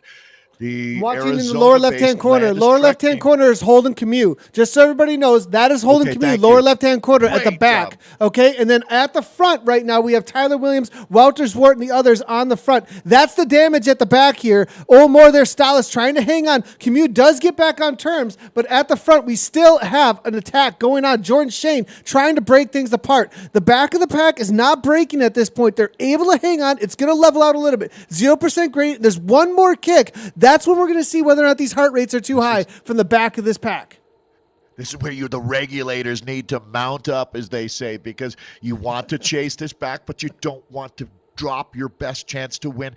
The Ceres Pros Closet team is putting on a virtual clinic right now, Nathan, because they've got this back in hand. They were able to manage a very challenging situation right there. We're going to be coming up quickly on 5K to go. 5K to go here. Ceres Pro Closet weathers another storm there. That's the team in the orange and blue. They're coming in as the team to beat, the team that really, really wants to take the red jerseys. The team in red right now. That's going to be Venus, and here we go, Nathan. Another charge is coming.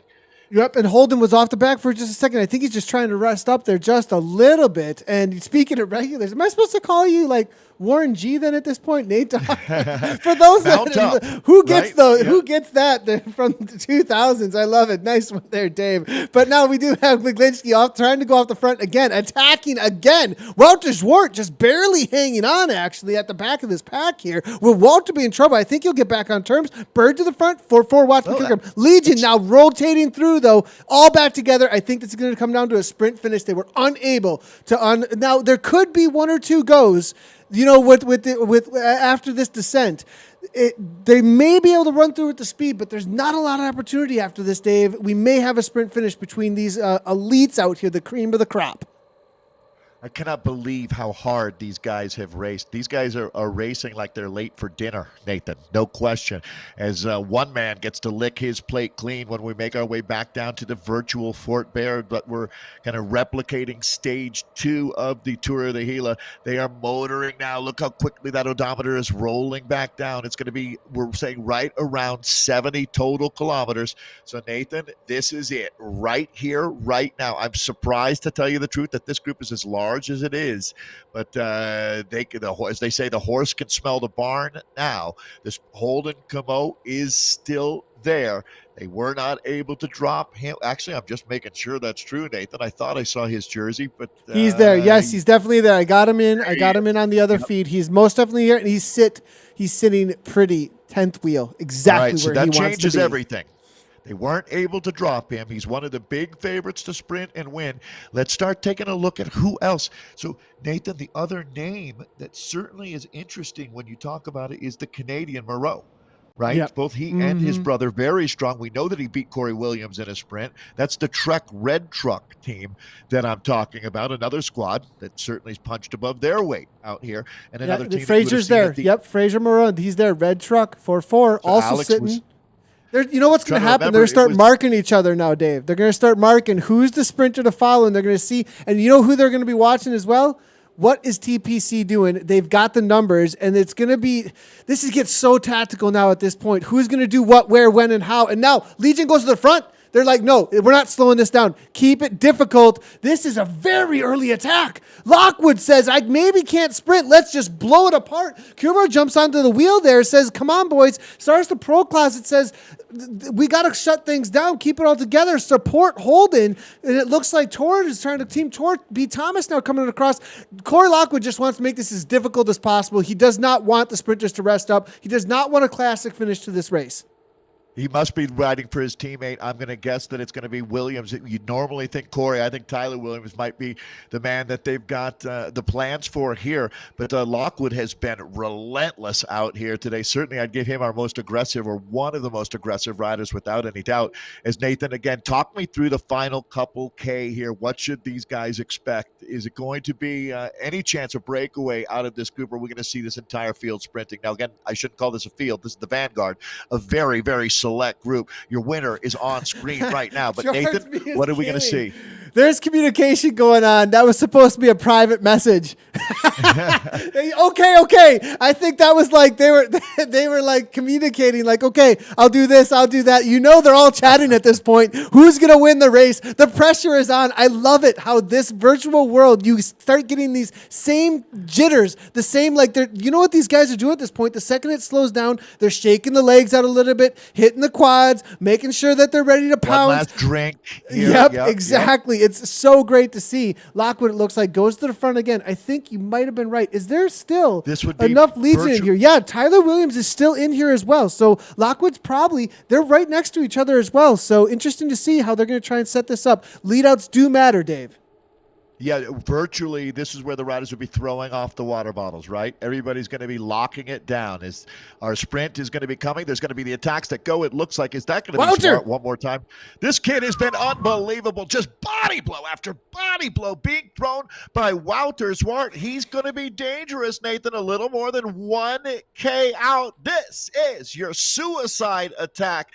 But, okay, you got to tip your cap to the ride that we've seen from Zwart. I've seen it run like this. I have seen it one like this. If they sleep, I've actually been beat exactly like this on this exact stretch of course. TPC is not going to let it happen though. Sorry to close cut. There's too many. There's too many names.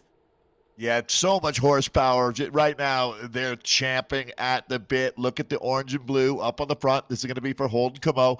He comes in as certainly a guy that's in your top three. Does he find the top step of the podium? Who's going to find a little bit more? Who wants it more? Because that's what it's going to come down to. I still keep looking at Alex when Fraser Marone. I mean, this Canadian rider has. Nathan, I have to say, based on previous experience, it's either going to be here or McGlinchey that you would expect to see on the top step of this one. Is going to be absolutely wild. Ladies and gentlemen, welcome to the Thunderdome. It's absolute pandemonium as they open the throttle up. Nathan, I'm going to throw it to you. It's finale time. Yeah, and here we go. Corey Lockwood now starting to load things up here. We're about 1K to the finish line at this point. Now, Barty here now T. Williams setting up. T. Williams right on Lockwood's wheel. It looks like they're setting up perfectly for a lead out. Now moving backwards, though. They do not want to get overwhelmed here. We're going to start to get the swarm of the pack swarming to the front if they do not stay in that top 5 or so. And that's really what it's all about, finding the wheels as they're going to take a left and then a right-hand turn. And then you see the little marker out there. That's 800 meters to go to the line. It's all about to open up here. Back in 27th place, Corey Lockwood, a little bit out of position perhaps. We'll have to wait and see if they're going to get up toward the front. Now TPC, they're going to start taking over. You can see the orange jerseys toward the front. Gavin Dempster is going to be the lead out man, it looks like, for the TPC boys. Lockwood now back to the front. No, Williams grabbing the wheel. They're not even opening up. They're waiting so long. Everybody is so tired. This left-hand bend is usually already full go. Insanity. It's like sprinting through wet cement for these guys, Nathan. Not a normal sprint at all. They are deep in the pain cave. But look at the organization now from Sarah's Pro Closet on the front, Nathan. But it's going to be Legion of LA bringing it home. Who's going to get this one, Nathan? Back to you. They're galloping. It looks like it's going to be Venus Pro Cycling. Venus right to the line. Holden does not grab it. Venus. It looks like Venus was able to do it. McGlinchey, I believe, timed it. Holden tried to make it happen, but it was just not there. The timing. It was all about the timing there. Wow. Let's just take another look here real quick. I'm going to go back to the replay in just a second. But what a kick at the line there for McGlinchey after all of that work. And we saw him earlier, too. Oh, wait. Oh my goodness! Let's go back to the replay because I think back-end API. Yeah, we're gonna have to back-end really API does not lie. Just so you guys know, the back-end API it does not lie. Everybody, let's go. I'm gonna bring me and Dave in here real quickly because we're gonna have to wait a moment here. We'll have a discussion about this, and I'm looking at some of the results as they come through here. I'm gonna grab the replay. We'll take a look at the replay, and then we're gonna take a look at what the results are showing us for the back-end API and how this all opened up here. So that was awesome. What a finish. Either way. That was amazing. I'm thinking McGlinchey, but we've learned that sometimes what you think you're seeing is not going to be the actual result. So that's where we have to take a deep breath and allow the experts to do what they do. We talk about, do you want the results now or do you want them correct? So we'll get them correct. This is it. This is it starting to open up here. We're looking at Wouter Zwart. This is from the back of the pack, okay? And Zwart here, obviously after that early attack, fading. So that's from Zwart's perspective. So this is where it came on through, and he ended up coming through, it looks like, back in about 10th or 11th place. Let's go ahead and take another look at the other replay that we do have. And this is going to be the right. Let's go ahead and jump right on over here. And this is going to be Kerbu here now coming on through, leading things out from 4th place. And then here comes McGlinchey and Holden. Absolutely flying on through here. McGlinchey, Holden. That's going to be who we're going to be watching. Tyler Williams actually led things out. McGlinchey right there to the line. Holden Commute timing it. And right at the line there might have nipped it. Now, there's the line. There's McGlinchey. It looks like it was a wheel. But the back-end API says that actually Holden came through from what I'm seeing. That's what I'm seeing here. Okay. Now, just so everybody, just going to give everybody a heads up as well on the reason that is. That's what I'm seeing. We are getting another sprint coming on in here. Let's go ahead and just watch this as things do finish out actually here, as this is going to be the second group. Definitely want to highlight these riders, and then we'll take a quick look at the results. They may. I'm going to give it a second though here before we actually get. I'm going to make sure that I get this from the RD as well before we make any kind of official announcements. I would just say for folks watching, Nathan, these are the nuances of racing on Zwift, right? So because of the subtle differences between where the avatars and how you're seeing it from your perspective. It comes down to servers. Right. So exactly. There's a tick rate between my computer and what I see and the servers, right? And so that might have just been the difference between what I'm seeing from my servers, right? McGlinchey's all the way over in England, over in the UK and Ireland, right? Yeah. And so and then Holden is here in the US, and they have to communicate, and the difference from what I'm seeing was 3/1000ths of a second. The server's not fast enough for that. The server is saying that Holden was actually first over the line. That might have just been closer to the server. All right, Rana right. here now. KBS maybe the Elite server- now. Given the a server kick, it likes looks Irish. like Yeah. this is the sprint for 27th place, I think it is. Team Tor to the line. Miller, nope. Dulcie, looks like it's going to be C. White. C. White across the line. It looks Nathan, like they're amongst the the second most sprint. important thing for me to note, the thing that I can tell you, is that Holden will be in the virtual red jersey as our Tour of the Gila leader, unofficially, but I'm off of back of my hand. I am saying that he came in with the top team ride for Sarah's Pro Closet yesterday, and it looks like we're declaring him the winner today. And congratulations, Holden, well deserved. As McGlinchey gave a run for his money, didn't he? Austin Van Huysen finishing in third. Tyler Williams gets up there, and two Irish riders, Cormac McGee for Wildlife Generation. Congratulations, Cormac. A lot of hard work been going on from Cormac. In sixth is Ryan Larson. Alex Fraser-Mara ends up in seventh. Gavin Dempster, eighth. Ollie Morse in ninth, and then Tucker Wetmore rounding out our top 10. So that's the men, Nathan. We will be looking at the women coming up in a little less than half an hour. But guys, what great racing. And Nathan, can you believe that was 1 hour 28:44 for the winner? We're flying, absolutely flying out there. Now, I do want to have a little bit more discussion. I'm loving all of the comments coming through, everybody. Two things. I want to say two things real quickly. This is not a problem that is specific to Zwift. This is a problem that is just accepted in esports in general, right? We're racing online. It is what it is, right? It is what it is. We're racing online, okay? And I'm going to speak to something that, like, there's a reality that even when I'm playing any other competitive game, if I'm playing Apex, if I'm playing any first-person shooter game, and somebody's on another server across the world, right? So if I play on the London servers, my tick rate to the London servers while playing that game might give me a disadvantage or advantage depending on how the interaction in the game goes.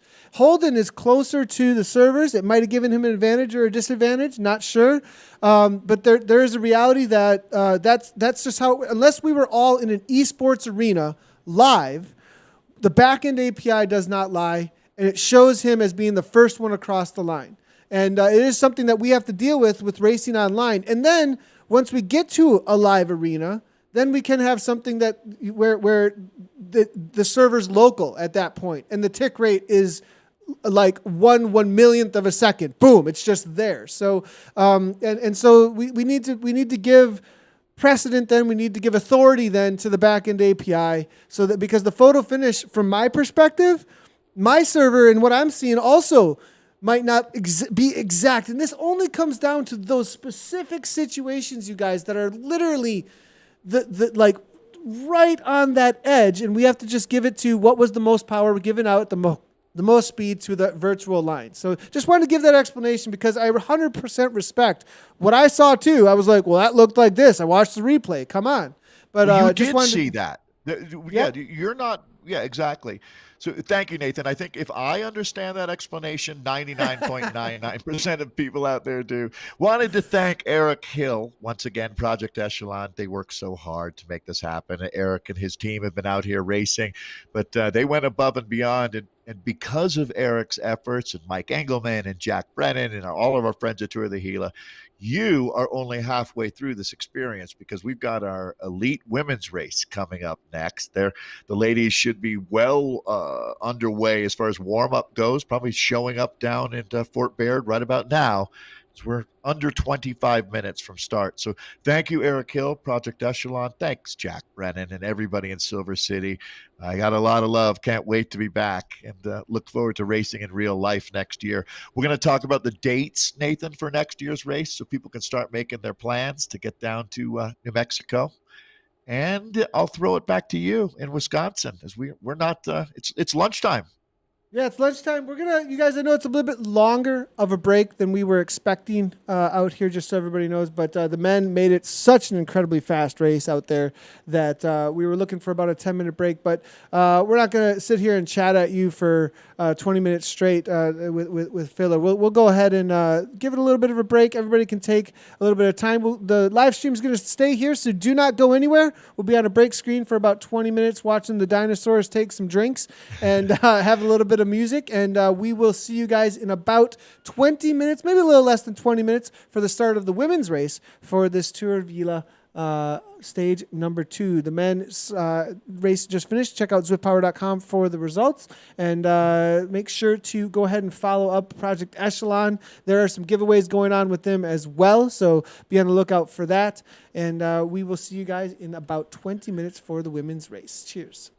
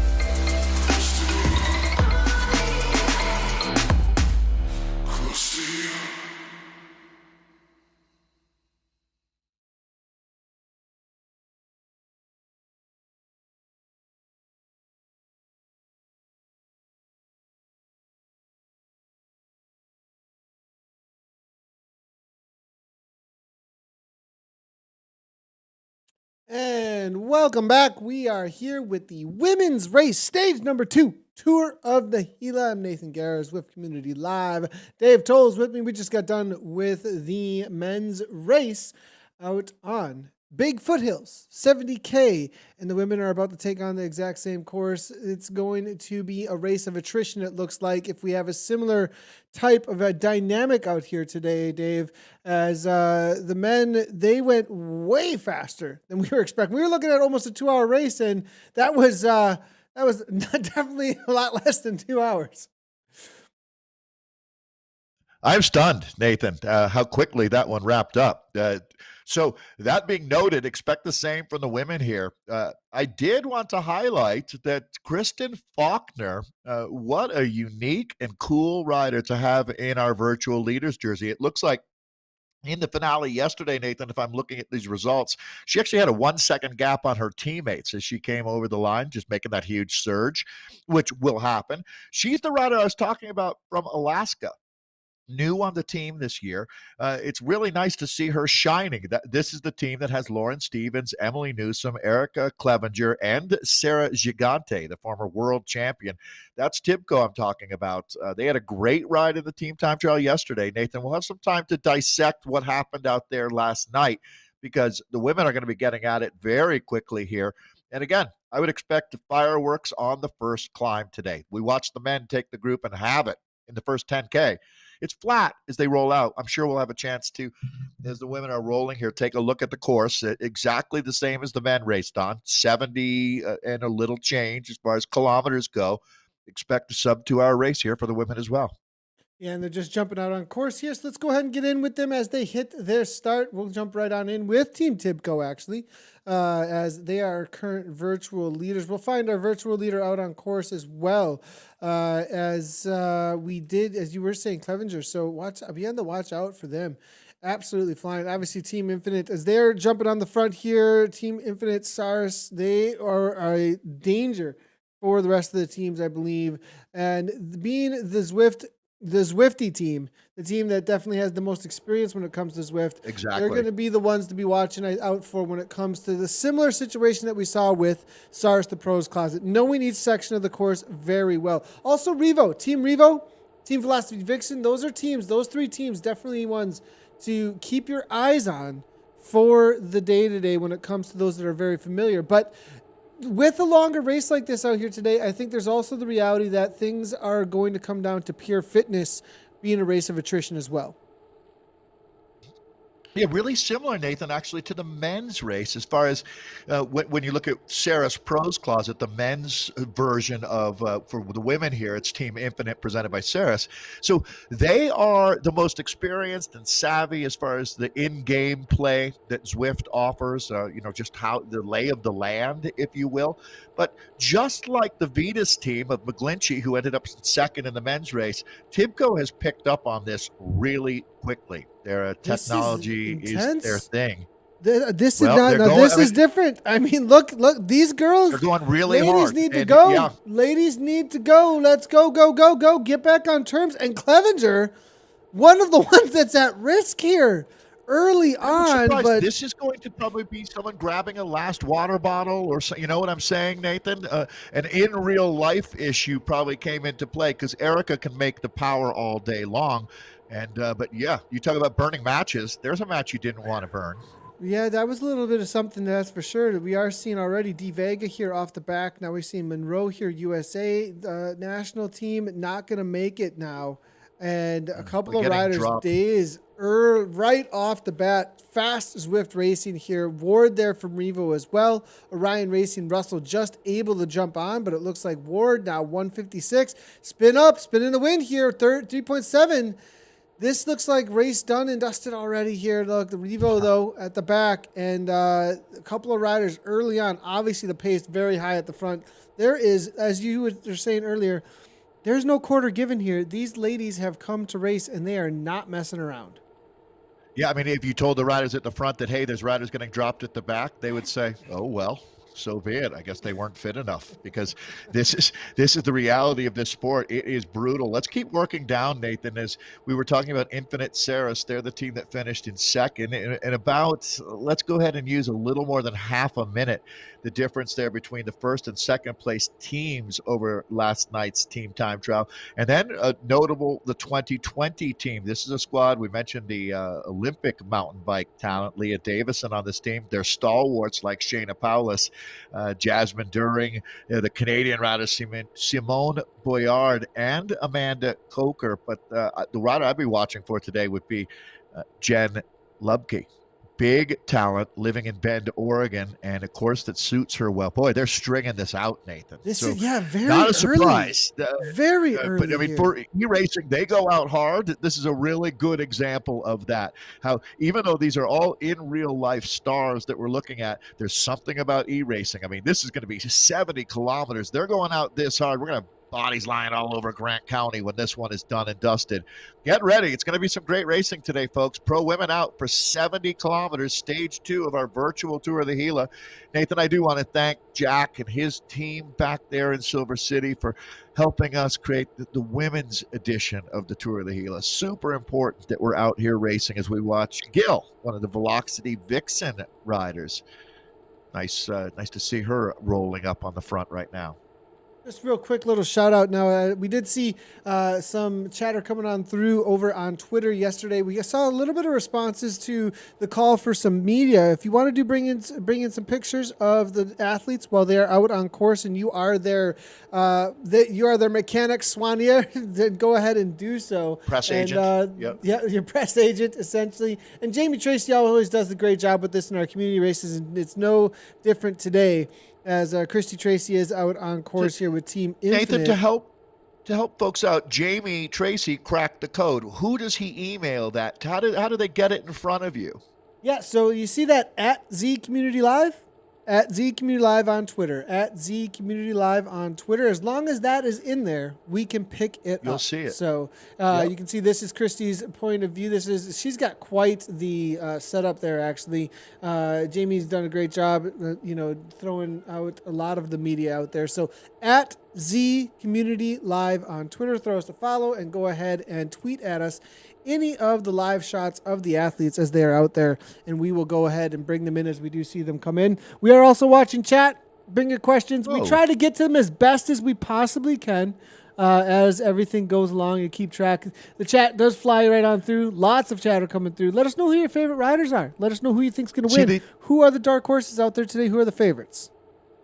See the national team jersey. Maybe USA Cycling was able to get into the kit. I'm guessing that's what we're looking at. Last night they were wearing black, and I had heard that they were waiting for their in-game kit, but I just saw that that beautiful US national. See it right there moving up on your screen, sitting about fifth wheel right now. I have to figure out who that is. I'm going to guess we are looking at Crystal Doble Hickok, who would normally be riding for the rally team. I'm going to think that Krista Doble Hickok is going to be one of the riders we have on the podium when this one is done and dusted. A huge talent, certainly noteworthy. She'll be racing out of Costa Mesa, California, with six-pack cheering on. We talked about Jamie Christie being a squire.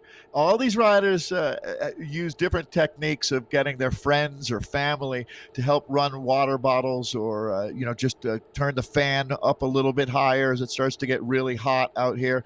As Nathan, these riders have to get comfortable being uncomfortable. As we said last night, that's part of the name of the game here. You're going to be in the hurt locker for quite a while. Vamos, Puerto Rico. Okay, go Puerto Rico. Impetu, I believe Impetu is going to be one of the teams out there, I believe, coming out of the Puerto Rico, or well, at least that section of the world there. Go Orion there from Stephanie Johnson as well. Go Team 2020 coming from Corey Woods. Bush Boxy Lady are going to run them over. They better move. Good to see all of the chatter coming on through. Vamos, Puerto Rico, Impeto. Lots of cheering on actually for Impeto. So good to see. Absolutely good. Loving it. Go Jen here coming in from Rich Wolf as well. And we're seeing, speaking of Kristen Faulkner, Team TIBCO does a weekly lockdown lowdown blog post on the website. We're hearing here from Chris Rivera as well. So thanks a lot, Chris Rivera, jumping in. Huge proponent for women's racing and has been chatting with me a lot about it actually over the past years and the support of it through Zwift. So thanks a lot to Chris for jumping into the broadcast as always. So looking at Team Infinite here, Christy Tracy, 3.5 watts per kilogram, very well positioned, Dave. Yeah, she's coming back from a broken hip. Had a really great ride a couple of weeks ago in our USA Cycling. We do a really fun Wednesday ride with USA Cycling.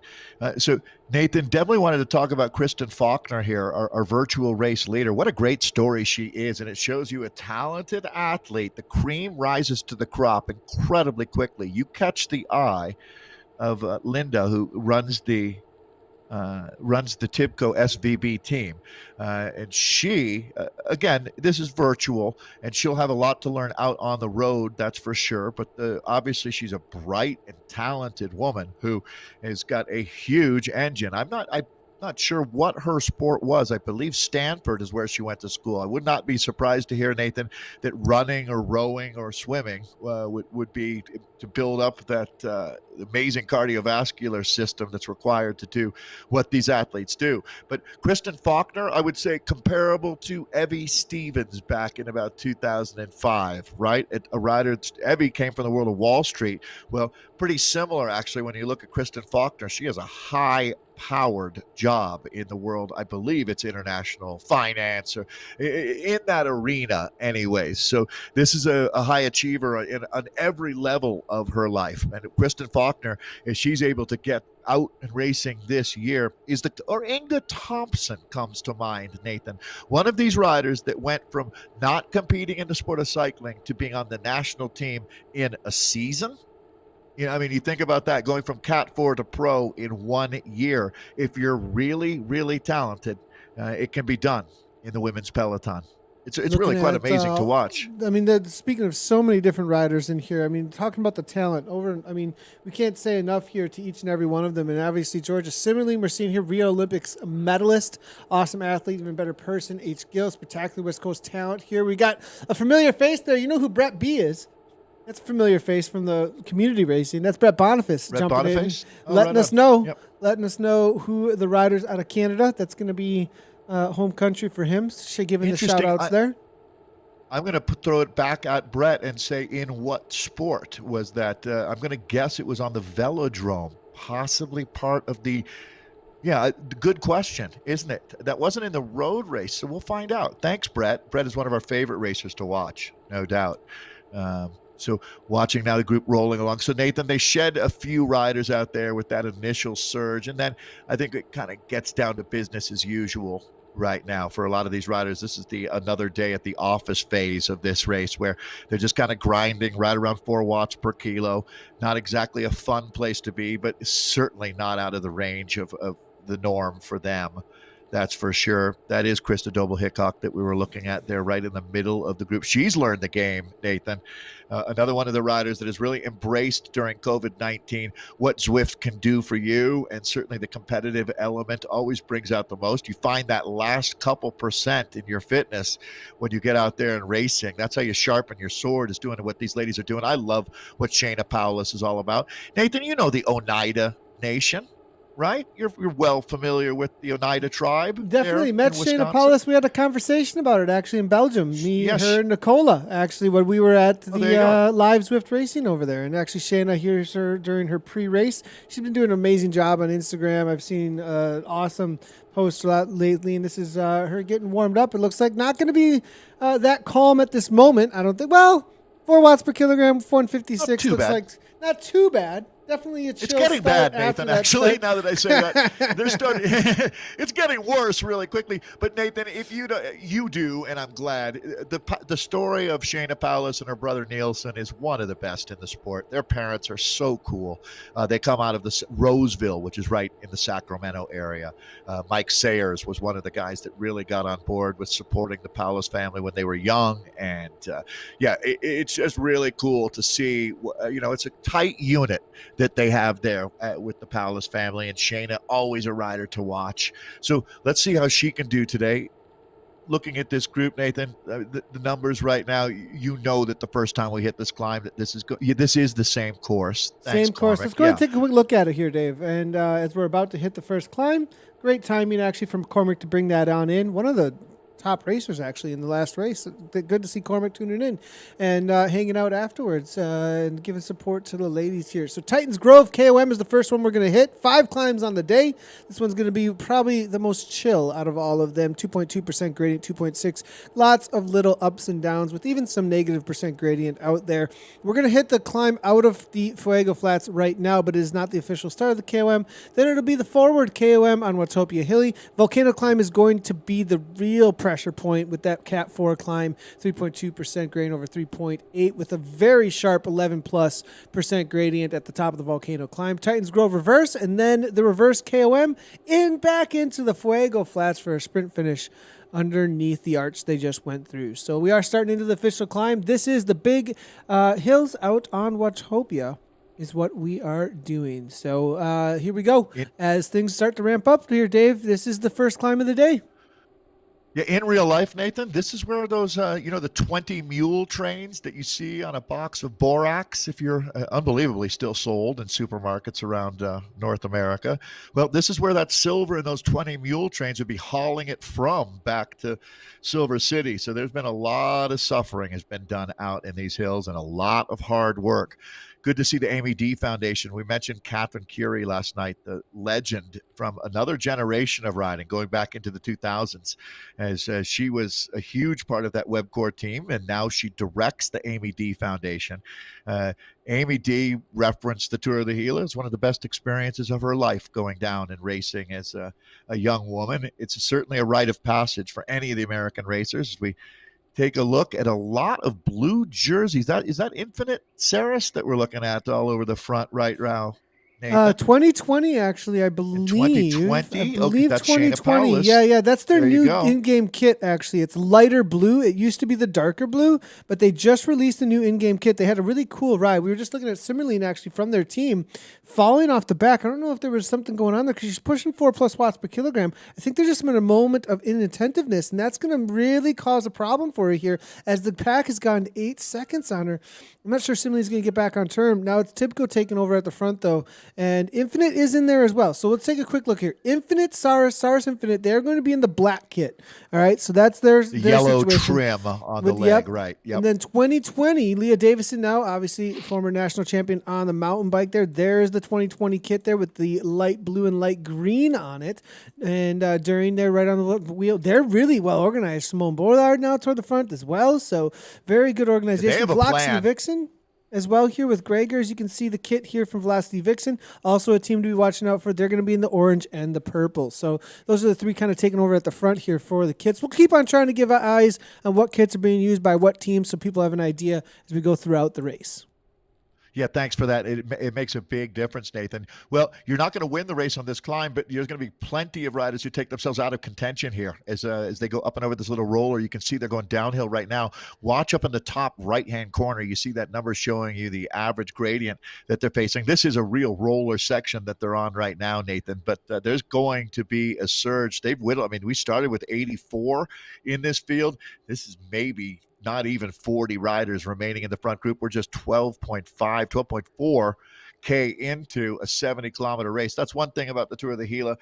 Part of honoring women's racing is not shortchanging them on the distances that they race. And that's one of the things about the Tour of the Gila is not quite exactly kilometer per kilometer, but the women get the same amount of respect. And the racing is some of the longest days, like the Gila Monster Day. They do exactly the same race as the men. And it is quite an ordeal out in the saddle. Watching Velocity Vixen. This is another team, Nathan, that I would say has done quite a good job establishing themselves in the esports arena here. McGregor, the rider that we're tracking in this group, the vanguard of the race, the front group, pretty large right now. It won't be this large the next time we see.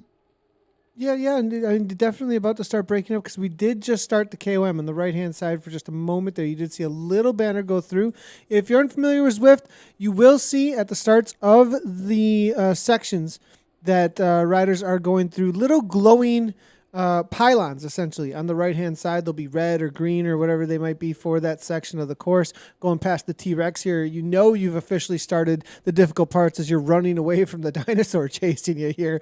But yeah, we do have an answer to the question you had there, Dave. Nicola's actually jumping right on in. Says, right now, Tour of Gila, G. Simmerling has been in 3 Olympics for 2 different sports, alpine, ski, cross, and team pursuit. Bronze in team pursuit Rio, along with Jasmine During, actually. So thanks a lot, Nicola, for jumping in and letting us know what those medals were for sort of a Katarina Nash type resume there. Winter and Summer Olympics. That's when you start talking about the really rare athletes. And then you have to look at another champion at the Tour of the Gila's history, Clara Hughes. Nathan, I believe it's less than a dozen human beings in the history of the Olympics, the Olympic movement, have medaled at the Winter and the Summer Games. There's something like 160 athletes that have contested, have done both the Winter and the Summer Games. I actually mentioned Katarina Nash a little bit earlier. But to have medaled in both the Summer and the Winter Game, that combination of cycling and skiing or cycling and skating is quite common, as cycling is oftentimes the non-winter alternative for endurance winter sport athletes. Let's see what's going on in the front. Talking about elite athletes and making selections, that's for sure. And TIBCO here now, Clevenger is in a chase group 29 seconds back. 2020 and Infinite are putting the pain at the front. It has not been TIBCO on the front. Clevenger, that's in the lower left-hand corner here. Let's go ahead and make a big screen now as we can see. That was the front of the race we were looking at just as a big picture. Now we're back with what we had with picture-in-picture. Clevenger hanging on, but look at this. Leading things out, Amy D Foundation with Walker, but Bemis here now. It looks like USA national team. Rogers on the back of Revo. The next one, Huck, Aaron Huck even from the U.S. national team falling off. This is a climber, unable to hang on. Gutierrez here just barely. 2020 are just, they are, I think they're like, okay, we need to make this race as hard as possible. Yeah, Leah Davidson, Aaron Huck is a contemporary, a colleague of hers out in the mountain bike circuit, and she was just dropped. So Leah Davidson is absolutely loving what her team 2020 TIBCO's taking over now too, though. But they are organized. Well, and yet don't forget, you've got Lauren Stevens, the wattage goddess on this team, and she now, along with Emily Newsom, Kristen Faulkner. This is a GC raid. Red alert, Nathan. Let's see what we've got here, because Faulkner, we talk about how this is a superstar in the making. She has just lit the fuse, and I got a feeling that TIBCO is the bomb out here today, Nathan. Holy cow. So Kristen Faulkner right now is a rider that a lot of folks would not have heard of. 2 years ago, she was not even, was barely aware of cycling as a sport. She has embraced it. She's gone all in. Linda Jackson, the Canadian Olympian who runs this TIBCO SVBT, one of the longest running teams in the sport. You want to talk about all class. Look at this, Nathan. They've made a split. Lauren Stevens is there. TIBCO is absolutely rallying. This is going to have panic ensuing back through the peloton. Absolutely. This right here, right now, is one of the greatest moments in esport racing history. If you're a TIBCO SVB fan, you better get to your computer right now, because you are watching the team putting a command performance together. But Nathan, I'll take a breath. We've got a long way to go. We still have 45 kilometers of racing ahead of us here. Yeah, it does look like Double Hickok has been able to jump in here. She grabbed the wheel. That's a big one to make it. Yeah, she grabbed the wheels there. As you were saying, this is an interesting situation. Ramirez here as well. The chase is on, though. Leah Davison on the front, hammering, saying, come on, get back 2020. Look at all the 2020 jerseys in here. Team Infinite, Revo is in here as well. Infinite actually really driving this pace. Well, they've got at least 5 riders in here, and they know how to play this smart. They're going to weld this back together, but take a look. It's not the same as it was 5 minutes ago. We have eliminated, you want to talk about separating the wheat from the chaff, right? Anybody who has survived, I tell you what, this is going to be absolutely incredible. I can feel the goosebumps on my arm right now, as that's going to be Amanda Coker, the 2020 rider. But what we've got right behind them is all the heads of state. All of the heavy hitters are still here. So we're going to get a look, Nathan, at who has survived. That's Maddie Ward. Now, this is a chase group. Yeah, I two chase believe, groups but we're gonna have behind there. so- Yeah, two chase groups Right. behind there. And so this is interesting to see now as they hit this 8% gradient. This will be an opportunity if TIBCO backs off and rather than attack this. It looks like they are not going to do 6+ watts per kilogram over the top here. This is going to have an opportunity there. Will Pruitt, these other riders here be able to kick? They're tired. They can see them, though. They're within reach. Look over the top there. They can just see them around the corner. They have Pamela Levine to the front there. Has to make this happen right now. Shayna Paulus is there as well. Pruitt. It's starting to roll away again, strong. though. 10 seconds. I mean, Nathan, this really shows you how hard it is to weld these things back together, because this is a really strong group of riders. Levine is a good example of this is not a situation that she would find herself in often, but the pressure being put on by TIBCO, absolutely unraveling riders' ability. I mean, you can only hang on for so long, and that's really, TIBCO has put this one directly into the deep, darkest corner of the pain cave, and there's a lot of riders wandering around, banging into walls with no flashlight, wondering what in God's name has gone on out here. We're not even 20 kilometers in, so it really, Nathan, correct me if I'm wrong, it looked to me like the 2020 team went on the initiative first here to help soften this group up, but then all of a sudden it started to get a little out of control as TIBCO came up and over the top of that, did a lot more damage. Then 2020 found themselves on the defensive a little bit, but Leah Davidson, Shayna Paulus, they were able to regroup and bring it back together, and that's pretty much the situation that we have right now. Does that sound fair to you? Yeah, Saris in there as well, though. Saris really got organized. Yeah, Saris Infinite got super organized. They kept their heads about them, too, I think, Saris. I think they knew that this was a long race. They knew they had the numbers together, and that punch over the top there was a match burned by TIBCO. They got organized in the front. They did break things apart, so it was worth it. But Saris might have been the ones that gained the most in that situation because they did not burn as quite as high as the match to get back to make this lead group. Nathan, that's the classic savvy team where you let the two big squads, or the perceived big squads, TIBCO and 2020, let them have at it, let them whittle each other down, and then it's that analogy. You let two dogs fight over a bone, and a third one comes along and takes it every now and then while they're lying there wounded, gasping for air. And that's really possibly that technique plays out. Look how small this group is. I mean, not many women made it to this point in the race. A good job by Shayna Paulus out here today. I haven't seen, I've been watching, scanning names over here on the right-hand side of the screen. I'm looking to see, did Charlotte Backus made it? I see her teammate Leah Thorvaldsen did. That's the Turbo Squad. You see a lot of the names that you would expect to see. Good job by Kathy Pruitt making it up into this move today. So looking Nathan, here at this is the chase group with Pamela Levine. Backus is here during there as in this well. Group, Gill, right? Yep. And so 27th place, 24th place. So this is just outside the about top 20, I think. So I think 19 riders. I think in that lead group that these gals are chasing here. 28 seconds is going to be the difference here at this point. You can see them just off in the distance. They're about to leave Titans Grove. Off on the left-hand side, you just saw them leaving. So that is the distance that needs to be closed down. It's definitely doable. The forward KOM is coming pretty quickly here. I wonder. Okay, so here's the thing. Looking at the situation here is the lead group. Second place currently, Leah Davison, Team 2020. I think 2020, Infinite, TIBCO, they do not really want to wait. Well, 2020 might want to bring Shayna Paulus back. Franco's in there. During's in there. So 2020 might not drive this. I think they may leave that up to the other teams at this point. Also, they have the forward KOM to look at in just a moment here. So because of that, there's also a reality that if they drive the pace into the forward KOM, they may not have the kick to hold on to the gap either. We'll have to see how this plays out. Very tactical moment here for these riders. If I'm Crystal Doble Hickok, I'm liking this situation for myself right now.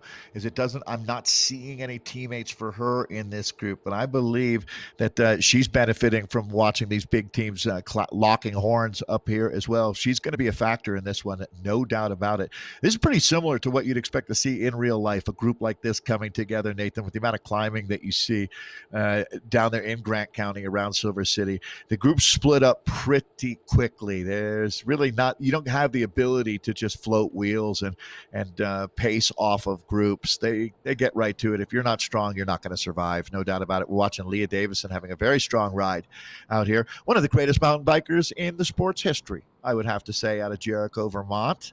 It's nice to see Leah getting the support and working with 2020 or 2021.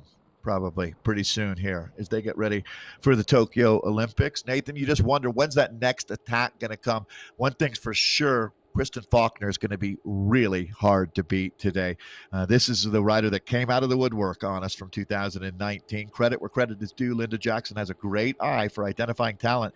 It's also worth noting, Nathan, they've got Sarah Gigante. We were talking about the former world champion, the incredible under 20 talent out of Australia on the TIBCO team, and she's more than holding her own in this group. She might be young, but she is fierce like a honey badger.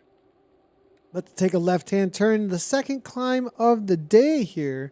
And as they do so, it's going to be interesting how they tackle this here. I think it's going to calm right on down because this is a wall of a climb. It's going to be everything they've got for about a little under 2 minutes, I believe. 4.2 watts per kilogram leading in. Leah Thorvaldsen here, riding for Femme Equipped today.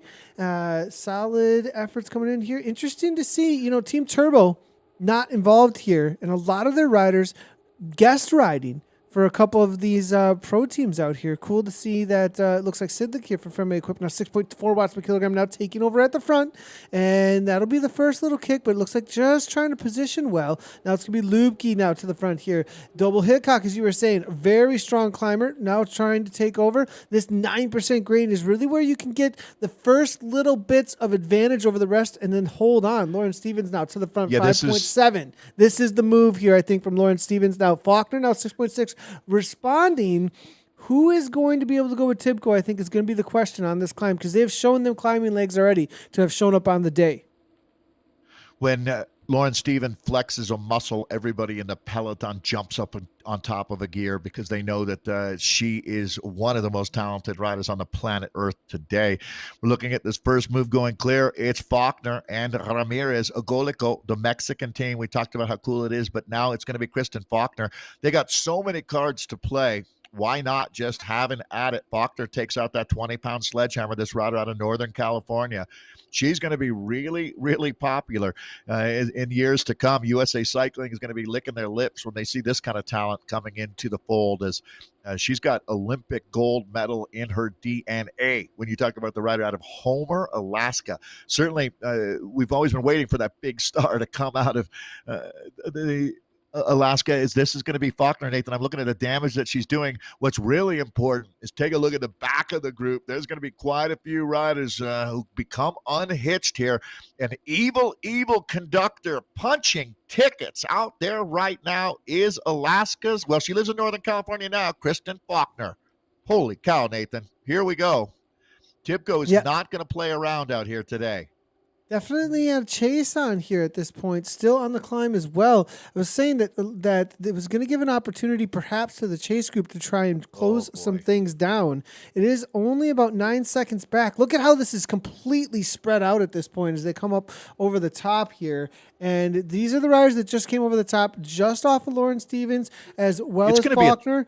Doble Hickok. This is interesting. I mean, it's going to be a 12-rider group, Nathan. It's going to be a very small group. I don't think Faulkner stays away alone for more than another few moments here, but it's going to be a very small, extremely select group that comes together. Maybe not even 12. I don't know if that second chase group. There's a really good shot to hold on here for a moment here as we take a look at Doble Hickok. Now, she has done a good job in responding, more than holding her own out here. Now the next group makes the catch, so we go from 2 to 6. Okay, it does look like that next group's going to get up here, Nathan. Oh, it is pandemonium out there right now. This is going to be the legend, Catherine Curie here of the Amy D Foundation. She's not only a rider, but she's the director of the squad All hands on deck right here, right now, Nathan. That group, if it's going to get larger than 15, I'm going to be stunned at the Tête de la Corsa, the front of the bike race. It is all happening right now. This should be the last group that makes the catch, unless you know something I don't, Nathan. But I think Thorvaldsen's going to be able to get up there and bring this one back together. Go ahead and take a look now. The woman who's going to win this stage and take the overall lead is on your screen. Yeah, I believe you're right. There's, I think, anything of a chase here at this point. We're going to go and take a look at the main chase group here. Looks like we got about a dozen. Yeah, I think we've got, something around a dozen riders have made that lead group here. This is the chase here, 5 riders, 3 of them actually from 2020. I think they're going to be pretty motivated here at this point. There is a lot of racing left to go. It is 70K. There's still little under 50K to go, a big climb. If there's anything left on the legs, probably not going to happen, though. Going to be a difficult day. See, the problem? Another interesting point here is another 2020 rider. Looks like Leah Davidson as well as Jen Lubke have been dropped off from this main group. McGregor, they're also Velocity Vixen. I mean, this is just absolutely splintered. Yeah, TIBCO is really doing damage here. I mean, this is really Kristen Faulkner, Lauren Stevens, Emily Newsom. This team is so strong. I mean, it's impossible to say that a team can win at will, but TIBCO is looking pretty close to having their way out here right now. Sarah Gigante is here as well. I mean, look how many TIBCO jerseys are in this group. No other team has more than 2 riders as far as I can tell, Nathan. This is seismically this is a monster ride from TIBCO right now. I mean, just about the entire TIBCO team is here. Nathan, ooh la la. This is quite a performance. I call it a command performance when you're doing this.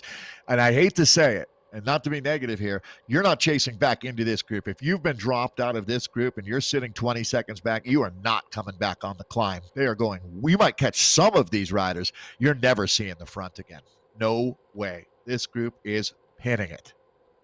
They are definitely pinning it here. Ramirez here, along with, it looks like Thorvaldsen. Thorvaldsen having a great ride actually out here today. She has really been coming on with the fitness recently, so good to see her on the front here. Zwift Academy, first-time winner, was riding for Canyon Tram, now is leading out that Team Turbo in the esports scene. Guest riding here now, Femme Equip out there today. So does Leah actually ride for Femme Equip though? I don't know. No, I'm so in Zwift so world they jumped that, so it's a guest ride, right? Yeah, okay. I think the Turbo and the same thing for Bacchus. I think that's their guest ride. You know, a Golico rider, Ramirez up here. I'm trying to see outside of TIBCO, Nathan, who else is here? Thorvaldsen is a good catch. She's one of the most respected riders in esports when you talk about Leah. So much TIBCO. You sort through that. I got to mention Krista Doble-Hickok again. Clearly, she's here. She's kind of the David going up against Goliath in a lot of ways. When you look at, she's certainly the only rally team. That's her trade team member, and I still won't bet against her. She's an incredibly talented. She's got a lot of heart. Nathan, so Stephanie Sidlick was there. We saw earlier. There's Ramirez's name rolling through again. Keller up here. The Revo rider, Nathan, the Canadian. That's outstanding. That's a big achievement. Did Jen Lubke? So Lubke was on the chase. She was on the chase there. She's here with Leah Davidson as well as McGregor here from the Velocity Vixen team. We also seen another Revo rider out solo chasing here. No woman's land. It's going to be a long day in the saddle here. She's going to be caught most likely by this main chase group that's starting to form behind, with Cameron there as well as Gil. Paulus is there. We are seeing Velocity Vixen with Rush as well as Franco. So Bacchus is here as well. During and Boillard. I mean, Simone Boillard. There's a lot of talent here still. There is, but unfortunately, it's a top-heavy race right now, Nathan. When you look at, I mean, TIBCO has every reason to keep rolling here. They're not going to back off. There's no tactic in the world that's going to allow the TIBCO SVB team to want to let anyone in the back door again. So they're going to keep pressing on. They know they're not going to get any help, and I don't think they care, to tell you the truth. The reality is this is their race to win or lose. That's the way that they want it. They take matters in their own hands. This is, as the great Eddie Merckx would say, la course en tête. How do you win bike races? You win by being at the front and just destroying other racers. You take the will to win away from them. That's a huge part of the battle. So, I mean, again, this is not just about the win. This is a 3-day stage race. There's overalls to look at. There's queens of the mountain points to look at. But right now, TIBCO they have their cake. They're eating it too, and they're about to eat yours, Nathan. That's how much cake they've got. I mean, it is insane what we're witnessing here. This goes down, in history of professional cycling. You will see teams have incredible rides. Well, we're witnessing one right now. It's up to riders like Krista Dobel-Hickok. I apologize. Thorvaldsen is not in this group, as I mentioned earlier. She's in that chase group. Correct, Nathan? I believe I had that wrong earlier. So what we do know now, you look around, Ramirez is certainly an interesting rider. I don't have a lot of data points on her, to tell you the truth, but good job by the Mexican Agolico team to be represented up in this front group. Boy, Nathan, I mean, if you're TIBCO, you got to be licking your lips right now. You've got so many options.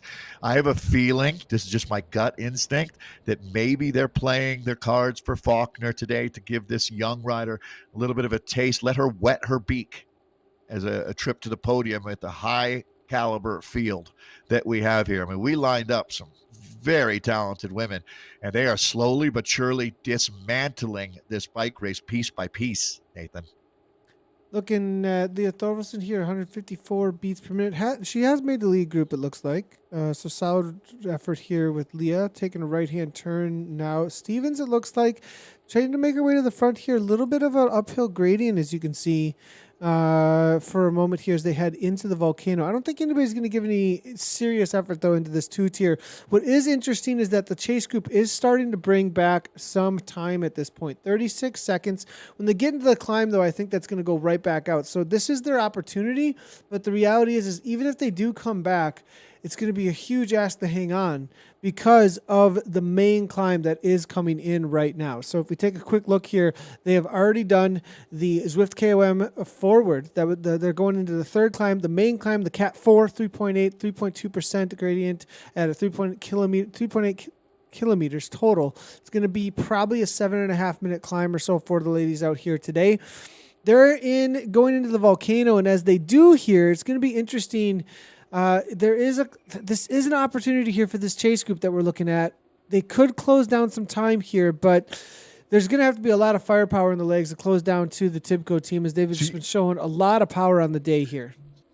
And Nathan, as soon as you get close, I mean, let's just say that you've been, I hate to demotivate riders, but that chase is so hard, and then when you make the catch, they explode again. And they've been resting at this point. They've been resting right now. They're point. Recharged. Exactly. So. Yep. So that's the harsh reality of what it's like trying to chase back a lead group that's being driven by a squad of monsters, talking about the TIBCO SVB team. But they are going to have to deal with a wild card. And one thing, so this race is it ends up at right around 71 total kilometers, Nathan. I think that's pretty close to what we saw with the men's race, the women doing the exact same course here. So I'm going to expect that, as TIBCO starts sending riders off the front, the one thing you really got to be aware of is how solid of a climber Krista Dobel-Hickok is. She's been the U.S. National Hill Climb champion. She's been getting results. She understands the game. She's really embraced esports racing. I mean, she's just a committed professional. So obviously all of the women up in this front group, if you can do this, you certainly qualify as a committed professional in this sport. This is not the front group we're looking at right now. This is the chase group that Nathan has us on. I apologize. This is the front group. This is the front group. This is the front group. Yep, okay, I apologize. Yep, this is the front group. Curry here from Amy D Foundation, 133 beats per minute. Look at that heart rate. So this is fairly calm heart rate at this point, 133. Well, and she is such a serious, experienced rider. Catherine Curie, again, goes back with that Webcore team, which along with TIBCO were two of the really dominant American teams back. And that I mentioned last night, that was the team. So Catherine Curie rode with Amy D on that Webcore team for the 2008 season. That was the Beijing Olympic year.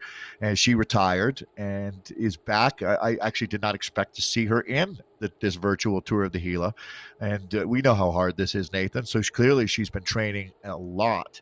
But one of the most respected riders, directors, and just all around, she is part of the family when you talk about American cycling. And the work she does with the Amy D Foundation, which we mentioned received one of the RAFA grants last year, and they couldn't have chosen a better group. Dan Dombrowski, Amy's older brother, has done incredible things with that foundation. So I'm really happy to see them represented up in the front group. Just gives you more of a reason to talk about Amy D Foundation. Go find them online, like our friends Project Echelon, who are doing great things as well. One of my favorite things about this community, Nathan, is this community. Yeah, and as you can see in the lower left-hand that makes no sense, but no, but it is. The community in Zwift is amazing. It is absolutely amazing, and it is what makes a lot of Zwift. Any massive multiplayer online game is nothing without its community. Just like the world of cycling, though, as well, and the whole sport of cycling. I mean, it really comes out of the grassroots. Lower left-hand corner, Jen Lubke. She's been pulling through with Leah Davidson at almost 5 watts per kilogram for like the last 5 to 10 minutes. They've brought it back to 13 seconds. A group of 3. Interesting to see here. They're in sight at this point. Just behind this, they can just barely see. We might be able to see them cresting around the corner behind here. They're about to hit the climb. We just saw the avatars behind there. There's a motivation, it looks like, in Davison as well as Lubke. They're actually dropping McGregor at this point, trying to get back on terms. These are 2 riders. They can climb. Lubke and Davis, especially Davison, 100%. World Cup athlete when it comes to podium athlete, national champion mountain bike. She's got the climbing legs for this kind of VO2 max effort. She's been training like a maniac. I know she's got the power in the legs. She's seen her Instagrams doing big deadlifting, actually. Will she be able to throw this down over this climb and bring this back? 11 seconds? I don't know, though.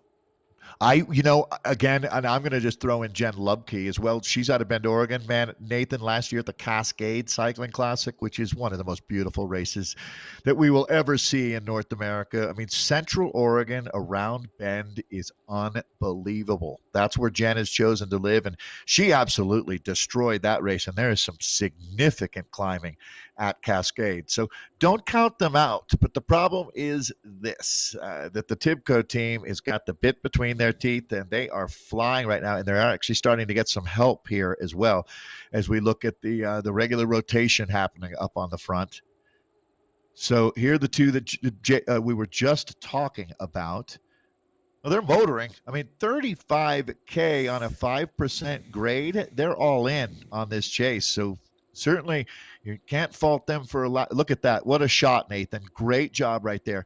So it looks like Jen was doing what she could to help Leah, I think. And Leah might be right there. Let's cheer this rider on. Leah's trying to go across. She's trying so hard to go across here. Leah Davis. That's the front group. Because now Jen, look, Jen has done her work. It looks like it's like goodbye, Leah. You got to go, but Leah has to make it happen now at the front. Teamwork. Like you said, though, no quarter given. Look at this, though. Infinite goes right to the front, 5.1 watts per kilogram right now. So Infinite Cyrus says, nope, we see you coming. Oh, it's so close. Now, she can just get on before the flat section because there's a flat section, 0% gradient through the volcano. If she can just put in that extra dig to get a little reprieve through there, nothing.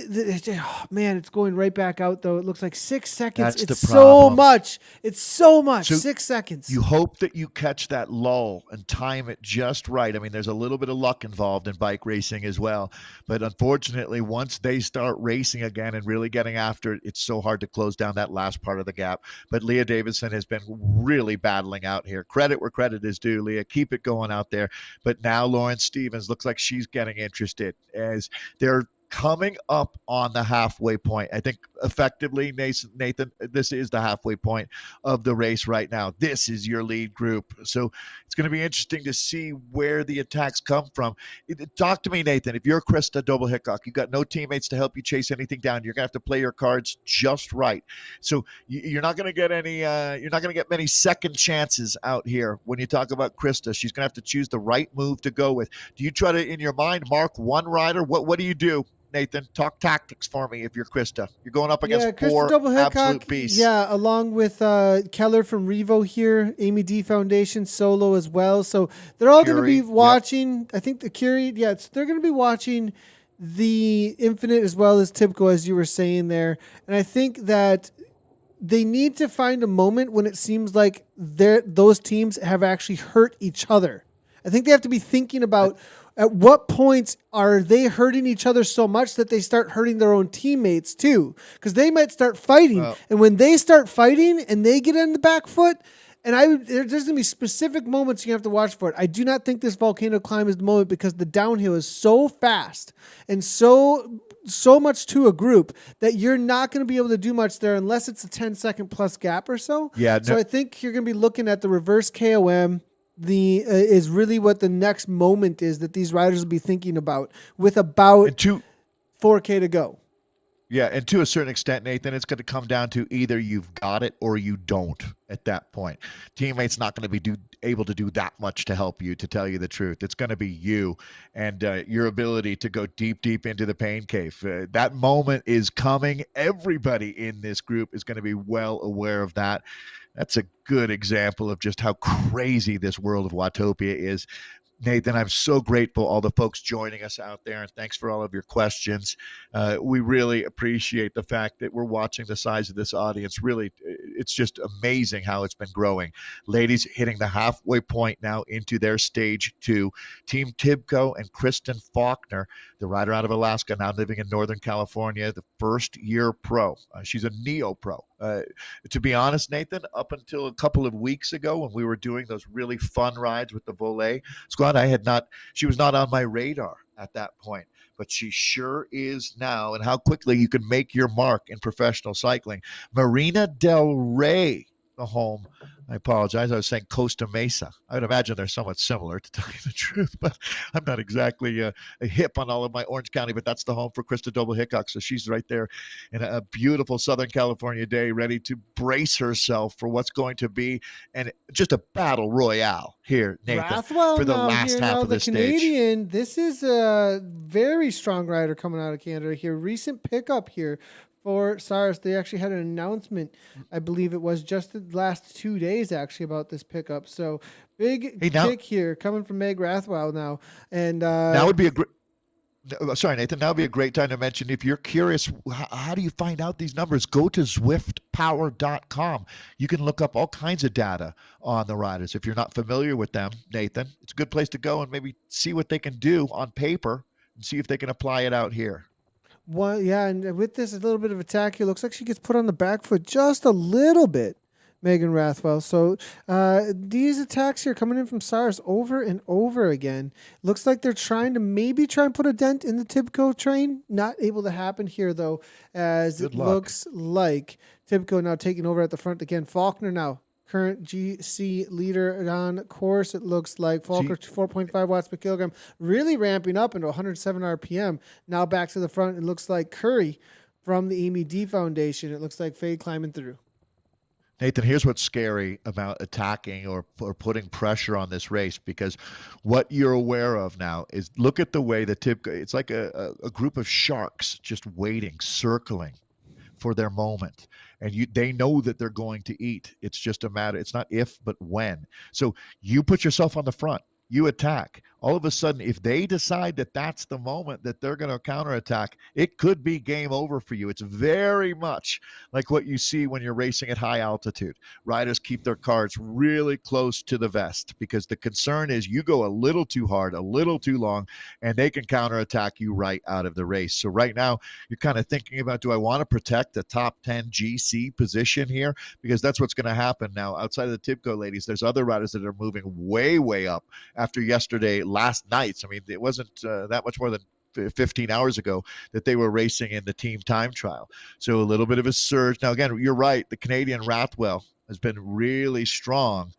but not really getting any headway because that's Kristen Faulkner again moving to the front. Now this, so look at this. Now look what TIBCO's doing here, Nathan. TIBCO's going to let Faulkner roll, see how they respond. If you want to chase Faulkner back, you better get ready because then they're coming for your jugular and up and over the top. So it looks like Catherine Curie doesn't want to play around with this. She's going to be super familiar with the tactics and the what TIBCO is all about. She's raced against these ladies for the better part of 2 decades right now. There's Emily Newsom. She's in the mix. Okay, get ready, Nathan. I have a feeling that TIBCO is very, very close to springing the trap here. Now that they have to come over the top there, Faulkner does take the KOM there, about 0.2 of a second over the Amy Day Foundation. It's going to be Curry, I believe, and then it's going to be Ramirez, followed up by Infinite Stars Rathwell at 0.1 of a second behind there for fourth. Keller. And that is the leaderboard over the top at about, I believe, bound to fifth place we were able to look at there. So solid result over the top there. 7:17, very fast time for the women. Super Tuck here coming in from Newsom. Anybody not getting into Super Tuck, not really good use of energy. As soon as you get into a negative 3% gradient at these kind of speeds, stopping pedaling. Now, you got to time it right, though. As you saw, the gradient went back to a 0%, 2%. It's only over a 3% gradient. That you're able to get that over 35 miles per hour, which will be right around, I believe that's going to be that 55 or so, if I'm not incorrect there. So riders able to get into that Super Tug if they do 0 watts, just so everybody knows, 0 watts at over 35 miles per hour. Can you do the math for me there on kilometers per hour? I can never tend to get that one right. Yeah, double it and add a bit. So right around 75. So taking a look at Emily Newsom right now, she was on the podium at the time trial last year out in Tyrone at the Tour of the Gila. She's a mom as well, Nathan. I'm going to get, well, you never do know. It's really quite a spectrum of athletes that we have, but Emily Newsom is a big talent, part of the TIBCO team now for a couple of years. She's really finding her rhythm in the sport. As we take a look at the group rolling down here, Nathan, yeah, this would be Super Tuck territory. There you can see some of the TIBCO riders who really have been working hard on their Zwift game. That's for sure, as esports is somewhat intuitive, but there's some tricks to learn as well. Nathan is great at helping coach. See how the TIBCO riders are the only ones really super tucking right now? Yeah, getting into that 56 kilometers per hour. Thanks a lot, Mad Monkey, as well as Alana Dobson Malborg over at the chat there. 56. I did do a quick calculation, actually. I did a Google search while you guys were telling me in chat, so I love it. But yeah, as it gets in that negative 3% or more, if you do 0 watts, you Super Tuck, which essentially gives you an aero boost. It's essentially almost the same as using an aero boost in the game. So a aero power up. Very, very, very short there. But it is a big deal. 0 watts is a huge amount of rest. Just being able to sit there and bring some of that energy back into the legs. So it's definitely a big deal. I try and use that Super Tuck any moment I possibly can. Yeah. If I see it get anywhere near that number and it's a 3%, I'm trying to get the 0 watts as quickly as I possibly can. Watch Peter Sagan winning in Richmond, right? I mean, it's critical. You get that tiny micro ability to recharge. You do that enough times, that can be the difference in winning the race or ending up second on the podium. So Emily Newsom and company now rolling along. This is your front group as they get pretty close to 40 kilometers in to this 71-kilometer battle. Let's just use 71 as the number. Nathan does a great job of bringing us home and making sure we know the markers to look for. It makes a huge difference. The subtleties of sprinting in esports versus in real life. Actually, it's not that subtle, is it, Nathan? There's a pretty dramatic difference. You have to learn the game to hope to win. At this point now, there's enough women that have learned how to ride on Zwift, how to race on Zwift, that any kind of a misstep and you will be out of contention. You might as well be grabbing a handful of brake, to tell you the truth. So taking a look now, I'm just waiting to see what TIBCO is going to do. They're on their communications. One thing's for sure, this team has embraced every mode of technology, and that's what TIBCO is. That's what they do. That's what they live and breathe, is technology and money. Silicon Valley Bank, I guess, or I should say investing, right? Better than just money. Quick little look here at this chase group here. Looking through, and it is going to be, that was the picture-in-picture there. Leah Davison did go back to the chase group. Look at all the 2020 jerseys in here. Actually, they have gotten organized. It is 126 up to the main pack. That's going to come down. That's based on the distance between them, but the speed here on this downhill, 59 kilometers per hour versus right now at a 50 kilometers per hour. So you're going to start seeing that time come down pretty quickly. I think the reality of it is going to be closer to a minute, maybe even a little less than that, as we do see Pamela Levine get into a super tuck on the front, 60 kilometers per hour, trying to speed things up a little bit. They're going to take a couple of turns here. If we do take a quick look at the main group off the front, so this is a solid chase, and there's some firepower in here now. They've got the numbers almost matching the numbers at the front. Really what it does come down to is numbers. So when it comes to the pack in Zwift, especially in Zwift, when you have numbers, that pack gets rolling so fast. There may be an opportunity for this group, but they got to bring the firepower and they got to bring the organization. If they get disorganized, it's over. Yeah, and no doubt that there's pride on the line here for sure. 2020 is not happy with this situation. They got a little bit caught out there. So these are some motivated athletes in the blue and green, that's for sure. That you talk about the champion standard. Well, this team has always embraced that, and certainly being in a chase group like this is not where they imagine themselves out here today. So you know what, Nathan? It's not beyond a bunch of hardworking women to right the ship, that's for sure. What they have to hope is that it gets a little bit more tactical up in that front group, which I don't know that it's going to tell you the truth, because TIBCO seems pretty happy rolling along. They're putting one rider into pace setting at a time out here. They're certainly not overusing the available resources that they have when you talk about the TIBCO SVB team here. And so, you know, when you watch this chase, again, this is a stage race. It's a 3-day race. There's a long way to go here. Even on this stage, we still have, you know, in the neighborhood of 45 minutes of racing remaining here, maybe even a little bit more than that. So taking a look, though, at the front, looks like things are starting to get pretty active once again, Nathan. This chase group here that we've got on the big screen, you're right, they're keeping the speed high, but I think they might be attacking themselves like the Donner Party up here now in this front group. It is only a matter of time until this group is at each other's throats here. Not quite yet, however. 42 seconds. You can see them just finishing off the two tiers. They go through the little lap banner here that is going to be on the volcano, inside the volcano. If they were on the volcano crit course, this would be the lap.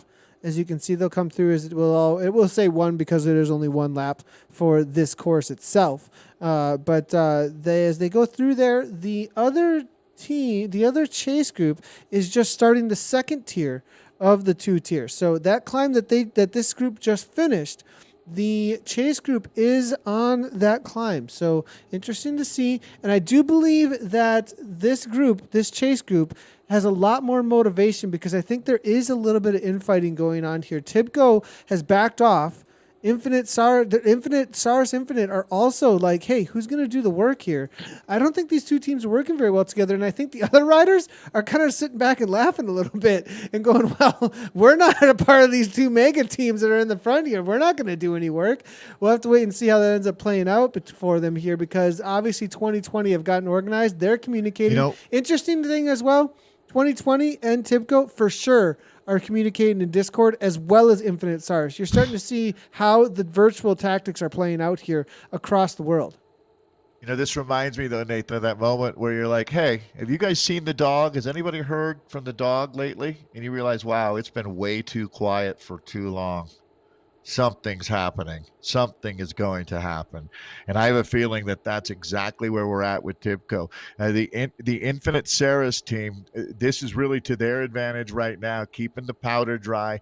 I'm surprised to see the numbers as low as they are. Actually, this is what's great about this racing, is that it's so mental as well. That it's mental in both ways. I mean, it is absolutely mental, like Chicken Oriental, when you talk about how hard they're going. But this is where it went tactical right now. And the individual riders up in this group, like Catherine Curie, who we're queuing up right now for the Amy D Foundation, Krista Doble Hickok, these riders are going to be pretty happy that they're able to recharge their batteries a little bit. Let's continue, Nathan, doing a really good job here of covering both of these groups, because you're right, they are not on the gas in any way, shape, or form right now.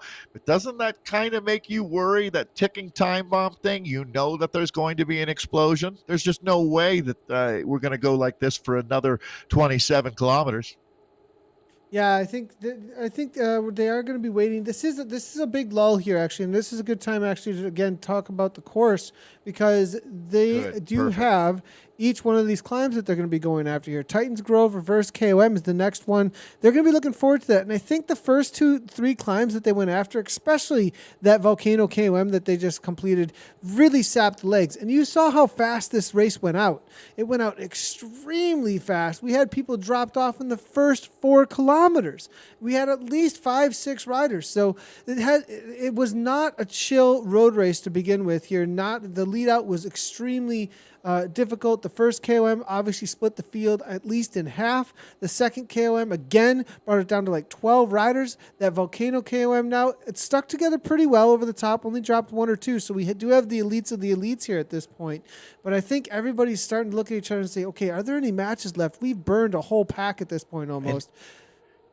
Nathan, help me out with what is the gap back to the 2020 led chase? I'm curious to see, have they made headway here? They're in sight. They're actually in sight. You can almost see them just around the corner behind us. They're going to go through the Watopia, old school Watopia lap finish banner here. That's deceiving, unfortunately, though, right? I mean, like in sight, yes, but that's still 30 seconds, isn't it?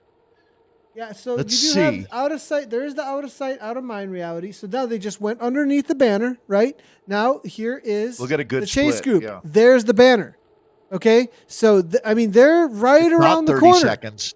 Yeah. 25 now. Now it's 25 seconds. So 24 seconds. It's coming down pretty quickly, actually, as 2020 are getting organized on the front. 3.6 watts per kilogram. Let's remember that for the last 5 minutes, TIBCO's been able to sit back, cool their jets while this team's been chasing hard. All credit due. 2020, great job here. I mean, they really took responsibility, as you would expect from one of the world's top in real life and esports team. But reality is, as we come up now, they're about to hit 45K. TIBCO's got a whole nother serving coming your way here. All they've done is served up the appetizers, but they've got the main course, and it's just coming out of the oven here. And get ready, because now is where we're going to see there will be a split in that front group. It's going to be pandemonium, no question. But right now, certainly this team is riding heroically, talking about 2020, trying to bring this back. Gap is, again, they've whittled it down. It was well over 35 seconds for a while. It's coming close to 20 now. Ramirez now sick of it. It looks like Femi Equip as well. Sidlick says, okay, they're coming back, and everyone is sitting in at this point. Ramirez, the solo rider for Uglico BMC here. Agolicos BMC killing it off the front. 6.7 watts per kilogram solo effort here with 15K to go.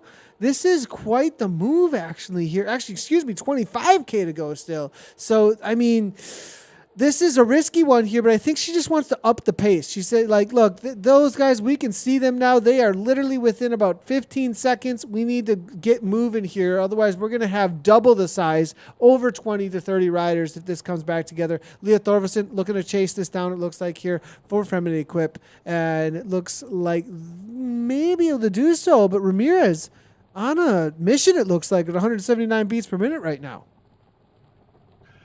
Yeah, all right. Well, you got to give her credit. Not one to wait around, get out in front of the problem here, as we're going to start running out of real estate pretty quickly. This race has absolutely shattered all over Watopia right now. Again, to bring you up to speed, this is stage 2. Yesterday's team time trial saw a dominant performance by the TIBCO SVB team. Now the shakeout here with the Infinite Ceres team and 2020 in second and third. Well, as the battle continued into today, TIBCO went up and over the top of some big efforts early by the 2020 team. The one team that was able to really kind of, I would say, status quo to Infinite Ceres, but TIBCO right now in pretty good position, although this is their problem. Viva Mexico, this is going to be Ramirez of Agolico BMC. see. Again, we've mentioned how Tour of the Gila, if you're in Silver City, there are times during this race where you're 10 miles away from Mexico. Especially stage 1 over to the Mogollon, the ghost town stage finish. You get really, really close. So as we really feel like we're racing in the Gila Forest right now, as we are, the 34th edition of that race goes virtual here in 2020. A big thank you to Project Echelon for giving riders the opportunity to have as close as we can to replicating the experience, the camaraderie, and right now just the old school fury that we're witnessing here as Ramirez is the rider for Agolico that is opening up a nice gap, Nathan. We're talking about 14 seconds right now. How much are they going to play around with this rider here? 23K to go. They're playing around a little bit here. It's about 15 seconds, 14 seconds now up to Ramirez. And behind them, it's only 20 seconds back to a hard charging During I've been seeing on the front a lot. I've been seeing Shayna Paulus put a huge pull. I saw Lubke take a big pull. Really, it's 2020, though, that's taking all the pulls. Velocity, Vixen, and the rest are just kind of sitting in at this point. 2020 has taken up the charge. And Ramirez here off the front. So the lower left-hand corner, we're looking at the chase group containing 2020. There's a leader off the front. In between all of that, I'm going to click back real quick to the TIBCO main group. One rider off the front, main group here, behind the one rider off the front. In the distance, look around the corner. See right around the corner of that pack? That's the 2020 group with all the light blue. That's also in the lower left-hand corner there. Interesting race playing out here as they head into the Titans Grove Reverse KOM. Second to last climb on the day. Again, let's take a quick look at the profile here. There's a lot going on here. This is going to be about a 1K climb, little under 1K climb here, all out to the top. And Ramirez has a solid gap over the rest of these climbers. Going into the climb, too, she's got power. Everybody seemed really tired. She's continuing on, 5.1 watts per kilogram. Solid move here. Yeah, this is really, really impressive. We start watching the how much distance to the finish. We're coming up pretty quickly. Let's say 22K to go. That last 3Ks, you go from that final climb down to the finish line short enough that if you can go over the top of that with 10 seconds, you could very well be in with the shot. We're a little ways from getting there. So 2020, we need to kind of reset things here now. So this is our solo leader, a Agolico rider out of Mexico, Ramirez. Back behind her, you're going to see that chase. There you go. Thank you, Nathan. Moving into what is going to be Infinite Ceres. That's going to be Russell there, the TIBCO team. They seem not too concerned right now. And then behind this group, we could go back and see that the 2020 team is leading what we were going to call Chase 2 now, as that group becomes Chase 1. And Nathan, great job. Thanks for following along, as that's going to be, again, Chase 2 at this point. And these are the top, let's say, 35 riders that we've got out on course right now. This group includes out of Colorado, Charlotte Backus, Jasmine During. But the front group there, Simone Boyard, the Canadian, the super talent as a junior, making her way up into the senior ranks now. So as they hone their craft here, this group is still chasing hard, Nathan. They really are. I love the way that they don't throw in the towel. That's the group they're chasing now, the TIBCO train. Yep, and we do see down the front as well. Cyrus Infinite is in here as well, and Megan Rathwell now 4.9 watts per kilogram, 170 beats per minute, now 16.4 actually coming from her. As we do have Keller here also from Revo taking over at the front. Faulkner now as well, the current GC leader, but Ramirez, that's the story currently off the front. Not sure it's going to be able to hang on for too much longer. We did see her up into 180 beats per minute. Interesting to see how much it's come back down. Wonder if she's reserving just a little bit for the climb itself. It'd be interesting to see how much power this group has to actually This is your wild card. Wild card rider. 7 seconds. She's holding on to a gap, and now we're going to get into one of the steeper sections before the real climb. This is not the actual KOM at this point. There's a lot of little bumps before we actually hit the KOM. So 4.9, as you can see, now it looks like Stevens to the front, though. Lauren wants to shut this down. 4.5 watts per kilogram. Keller now coming over to top as well. And it looks like within 2 seconds, these little bumps here with the pack. Going to bring Ramirez back in, I believe, unless we got a big kick from her. Siddick, though, backs off. 2.8 for a second there. Now, No, I think that'll be it, though, Nathan. You're right. Ramirez is going to come back into the fold. The reality of how much horsepower there is in this group here is there you go. So that we're Marilyn going to watch Murray. that catch Yep. made.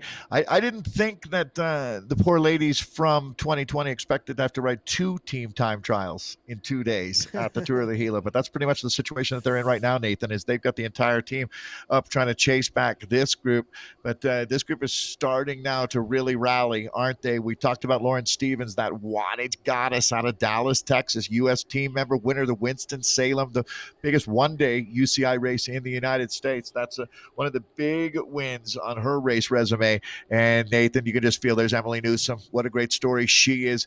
Her entire family is going to be cheering her on. She's got a great support system.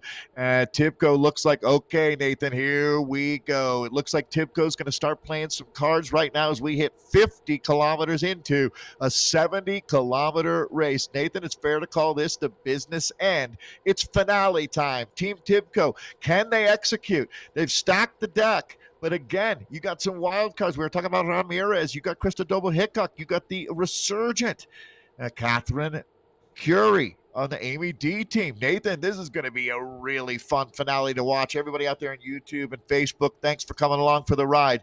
You're in for a treat here. This is women's bike racing at its very best at the Tour of the Gila in its 34th edition. This year it's virtual. Nathan, I'm going to throw it back to you now. Okay, it looks like that chase is continuing to work hard. It's not over. This group still has to keep the pressure on, or they'll be joined by 15 more women that are hungry to win a bike race here today.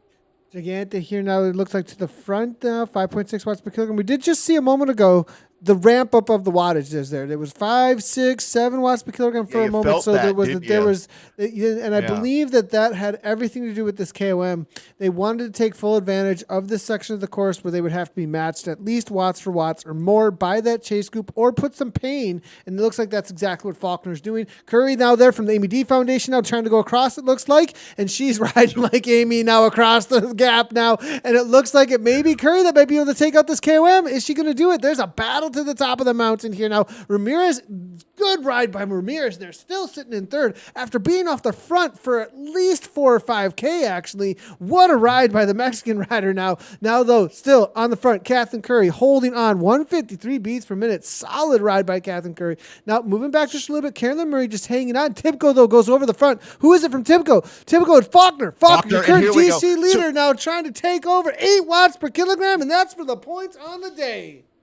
Nathan, Kristen Faulkner, the collegiate standout rower at Harvard, shows you that she is no fear at all. She is in her wheelhouse right now. Kristen Faulkner is going to be a huge star in the sport of cycling. This lady's going to the Olympics, no doubt about it. USA Cycling has got a real gem coming out of Alaska now. So Kristen Faulkner, is this the race-winning move? Well, I don't know. We've got a long way to go. But again, rowing, that's the sport that Connie Carpenter did, the first ever Olympic gold medal winner. The Olympic road race for women didn't happen until 1984 in Los Angeles for the first time. And again, tons of respect for that sport of rowing. It seems to be one of the transition sports that great cyclists certainly seem to have. A few of them have been great rowers. Krista Doble-Hickok is more than holding her own out here. Even though it's not a numbers game, she's certainly up in a unique situation. But there are a lot of these riders, Nathan, that independence, we would call them, they need to collaborate together, because certainly TIBCO is going to try to rally and put 3 riders on top of the podium if they could have their way. They're like absolutely right now, they're looking to dominate here, not just win the race. They come in with the top team time trial effort last night by a significant margin. Nathan, let's see if anybody can upset the apple cart. It's going to be Catherine Curie, one of the riders in with a shot here for the Amy D Foundation. Looks like now there was one rider that went backwards a little bit here after that last climb. I was going to just highlight Velocity Vixen was involved here a little bit earlier on, but they did go back to the main group. So interesting to see all the teams that are still involved with the chase. Velocity Vixen is not involved in this lead group any longer. That's going to put a little bit more firepower into that chase. But it's interesting to see. It was all a 2020 job, it seemed like, on the day. On the downhill, look at how far this went out, though, too. Speaking of the chase, that was a big talking point. At this point, though, with 129, 130, we're within 20K to go.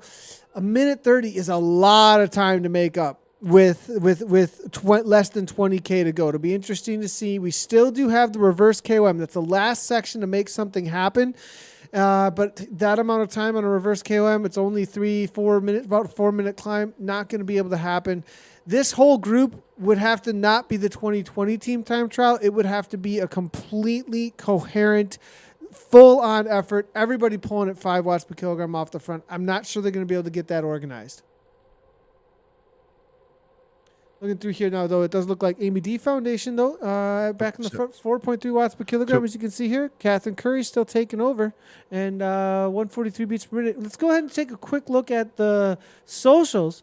A couple of people cheering people on. Morgan, all right. Velocity, Vixen. Now we're seeing here coming in from Michael Davis, cheering on. Thanks a lot for all the chatter coming on through from everybody. Really appreciate all the chat. Brett B letting us know that watch out for Megan Rothwell over the next 2 climbs. Legend from Victoria, BC Multi, BC champ as well.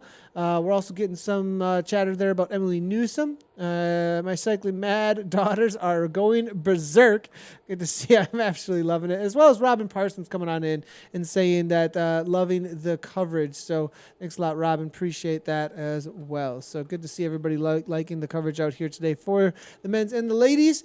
Less than about 15K, little 16K to go, everybody. And it looks like this may be under a 2. This is going to be another under 2-hour event here for 70K. They have been flying out here for this race. Oh boy, look at TIBCO right now, Nathan. They have they're making their move. This is it. They're lining it up. They look like the Italians in Breakaway right now, as they've got the numbers in this group. They've got so many talented riders. They could really win this race with any one of the women that have made this selection somehow. With Faulkner being so active, it's hard to tell whether it's her day or they're using her as a decoy. That's one of the beautiful things about being in a situation like this when you're a director sportif, and this is Rachel Heel, the Olympian from the 2004 games that works with the TIBCO team. She's the best in the business, without any doubt. Rachel Heel is amazing on many fronts. The way she relates to the riders, she's such a genuine soul, and she's also the first woman that ever directed a men's team at what you would call a World Cup or a monument level race at Milan-San Remo. She directed the United Healthcare team. She's an absolute legend. She's working with these women who are all legends in their own right. So if you can win out of this group, if you're one of the independent riders that's able to crack that code, if Krista Doble-Hickok or Catherine Curie or company is able to pull that off, this will go down as one of the greatest esport wins in history.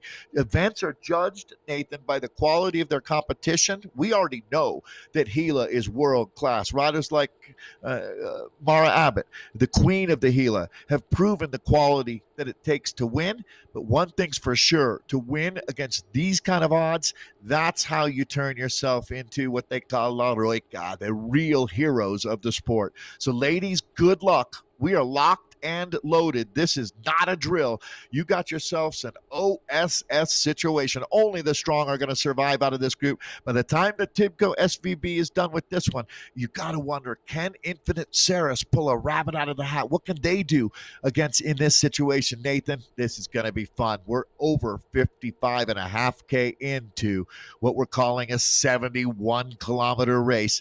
There's really one decisive sector coming up here. Yeah, and we're just going to take a quick look back here. We definitely want to highlight all of the riders as much as we possibly can. This is the lead group that we're currently looking at as they are leaving Titans Grove. As they do leave Titans Grove, the next thing that they're going to be looking toward is Ocean Boulevard. We're going to see if we can get a shot here. We're going to be looking through a lot of sequoias, though, to make it happen. If we can, though, you're going to see the ocean off in the distance as well as the KOM. There's the KOM off in the distance. We will not be taking a left-hand turn toward the Epic KOM. That would be quite the day if we did. But we will be doing that tomorrow.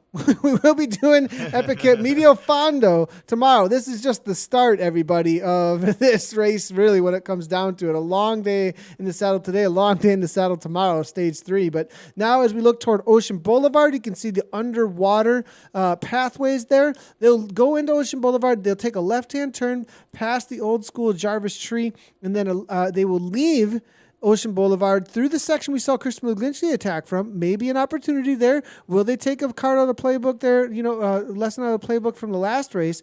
Perhaps a section we could see an attack as they leave Ocean Boulevard at that 3% output gradient. And then the next actual KOM, though, will be the reverse Watopia KOM, the old school reverse course. And from there, it's about 5K or so to the finish line. So that's the last opportunities we're going to be heading into. Right-hand turn here, as you can see, as they go away from that Epic KOM into Ocean Boulevard.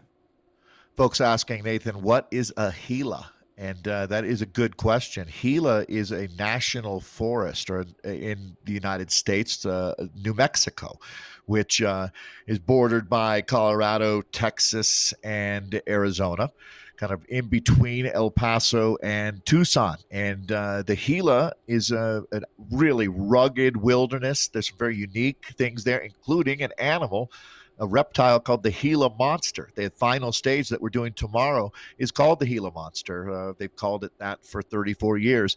Gila monsters, they only live at a really exclusively in that, I think, 5,000 to 7,000 feet elevation. They're a pretty good-sized lizard, and they're scary, Nathan. You don't want to get mixed up with one. They are. Yeah. They are scary. They're like a javelina. You know those wild pigs that they have? Those are also cruising around out there. And if you're a pig that's feral, that's living in Arizona, you're tough, believe me. And the Gila monster is a tough lizard, that's for sure. Well, these women are tough. That's no doubt about it. To have made it to this point, almost 60 kilometers in. This translates to almost like dog years as far as 1 to 7. Well, 1 kilometer in Zwift world is like 1.5 kilometers of regular world riding. You don't get really much of a break. Nathan was talking about super tucking, the technique that's used to get a little bit of a break out there. But Nathan, you don't get to super tuck very much, certainly nowhere near as much as you get to take your pressure off the pedals when you're racing in real life. There are some, 5-minute long descents where you get to really just let it rip out there. So, okay. I see talking about Murray. That's a good call. That's certainly one of the Infinite Saris riders to watch. That's for sure. Keeping a powder drive. It sounds like Anthony Murray might have some inside inside information there. Perhaps. Maybe keeping the powder dry for there. We'll have to wait and see. You got to cheer for your people, man. They absolutely. You think Jamie Tracy... I'm wondering if there's a real life, view of like, well, how well is this rider doing right now, So Ryan in the race chasing, I'm seeing a couple more coming on through.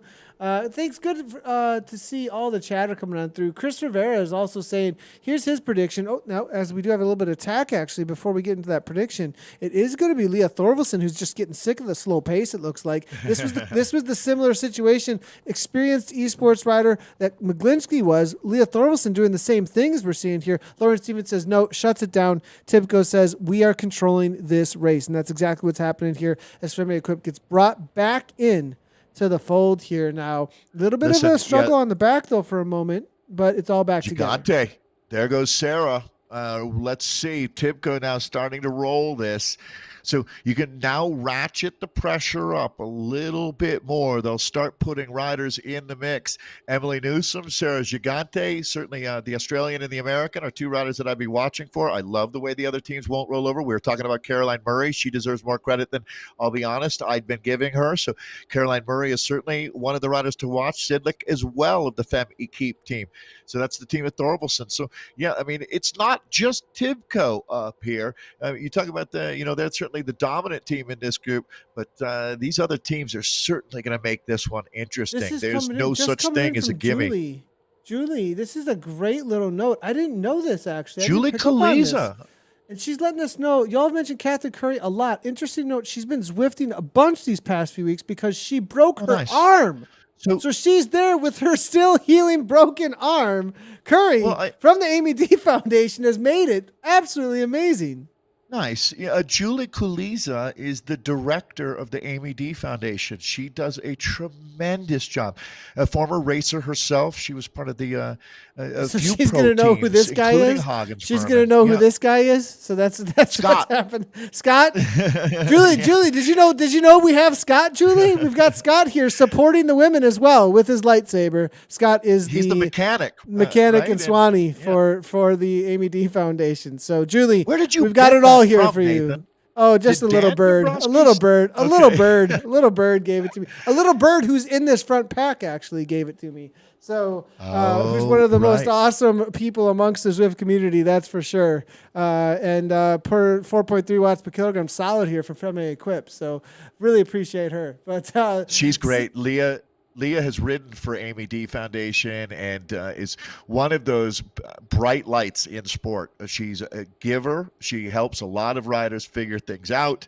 I wish this world had more Leah Thorvaldsons. That's for sure.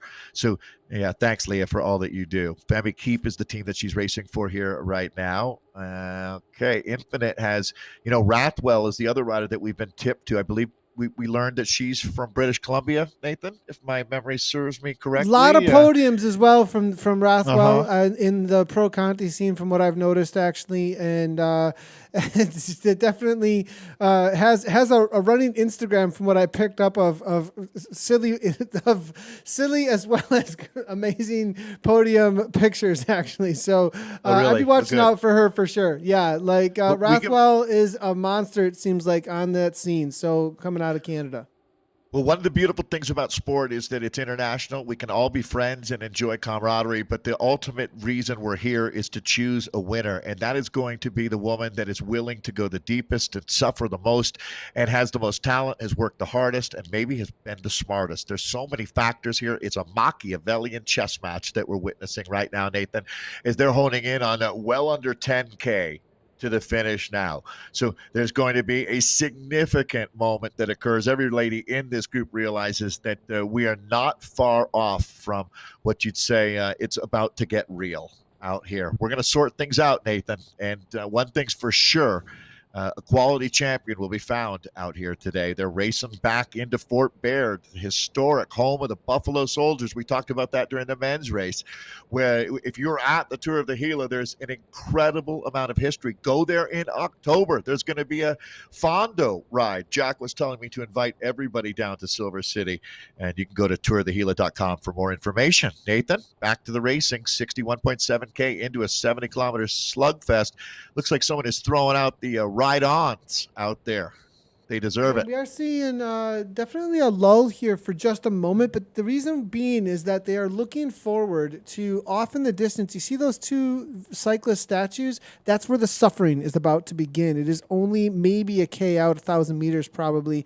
Over the bridge here in just a moment, suspension bridge, and then right on into the reverse Watopia climb, the final KOM on the day. They are setting up for the final blows they're going to give and see what they can do here to each other. The reality is here, they're going to start really throwing haymakers, and if they want to break things apart. Otherwise, are they going to grupo compacto? Are they trusting the sprint?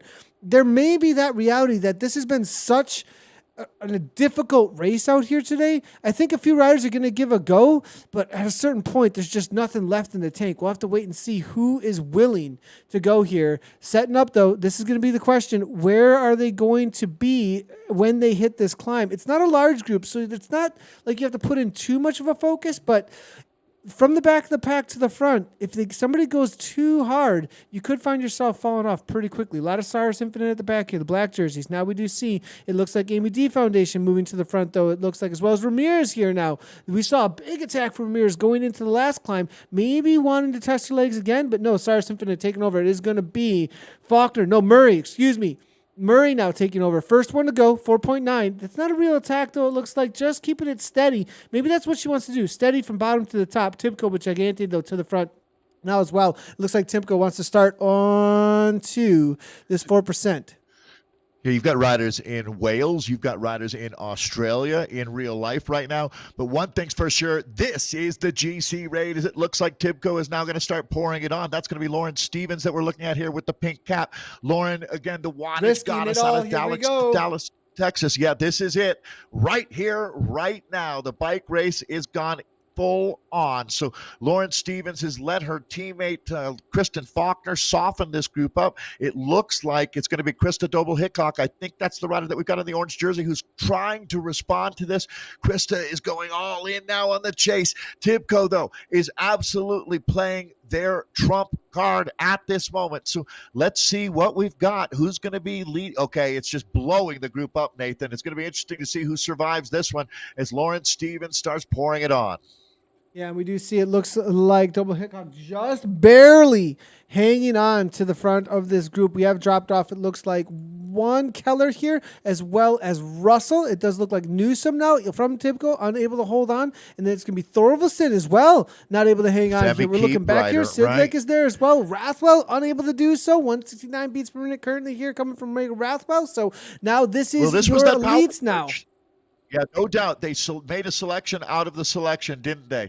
So TIBCO loses one rider, Emily Newsom, but the numbers just go more into their favor. So let's take a look. That's going to be Caroline Murray, tipped as the Infinite Saris rider to watch. She's going to be one of the big problems. That's why TIBCO can't just steamroll this bike race. Now, Nathan, help me out. I think that black jersey, second from back, is going to be Krista Doble-Hickok. So it looks like she has gotten up into this group. So surviving, or maybe I might be wrong. It is Doble-Hickok, but Ramirez is taking over at the front now. We are seeing some chatter coming through from Dobson here. Wow. Saying the Mexican rider here, 182 beats per minute though coming from her. Now Murray back to the front. It looks like Murray just wants to keep the pace as high as possible. I think she's trying to put the sting into the legs here for TIBCO. 176 beats per minute. You do look back and see that there is some suffering going on here. So I can't do the only 152. Faulkner, this is who they're working for, I think, too. Faulkner currently being in the GC lead, but there's only 1 second, really. So any of them can really take it at this point if there were a break. So we'll have to wait and see how it does play out between them.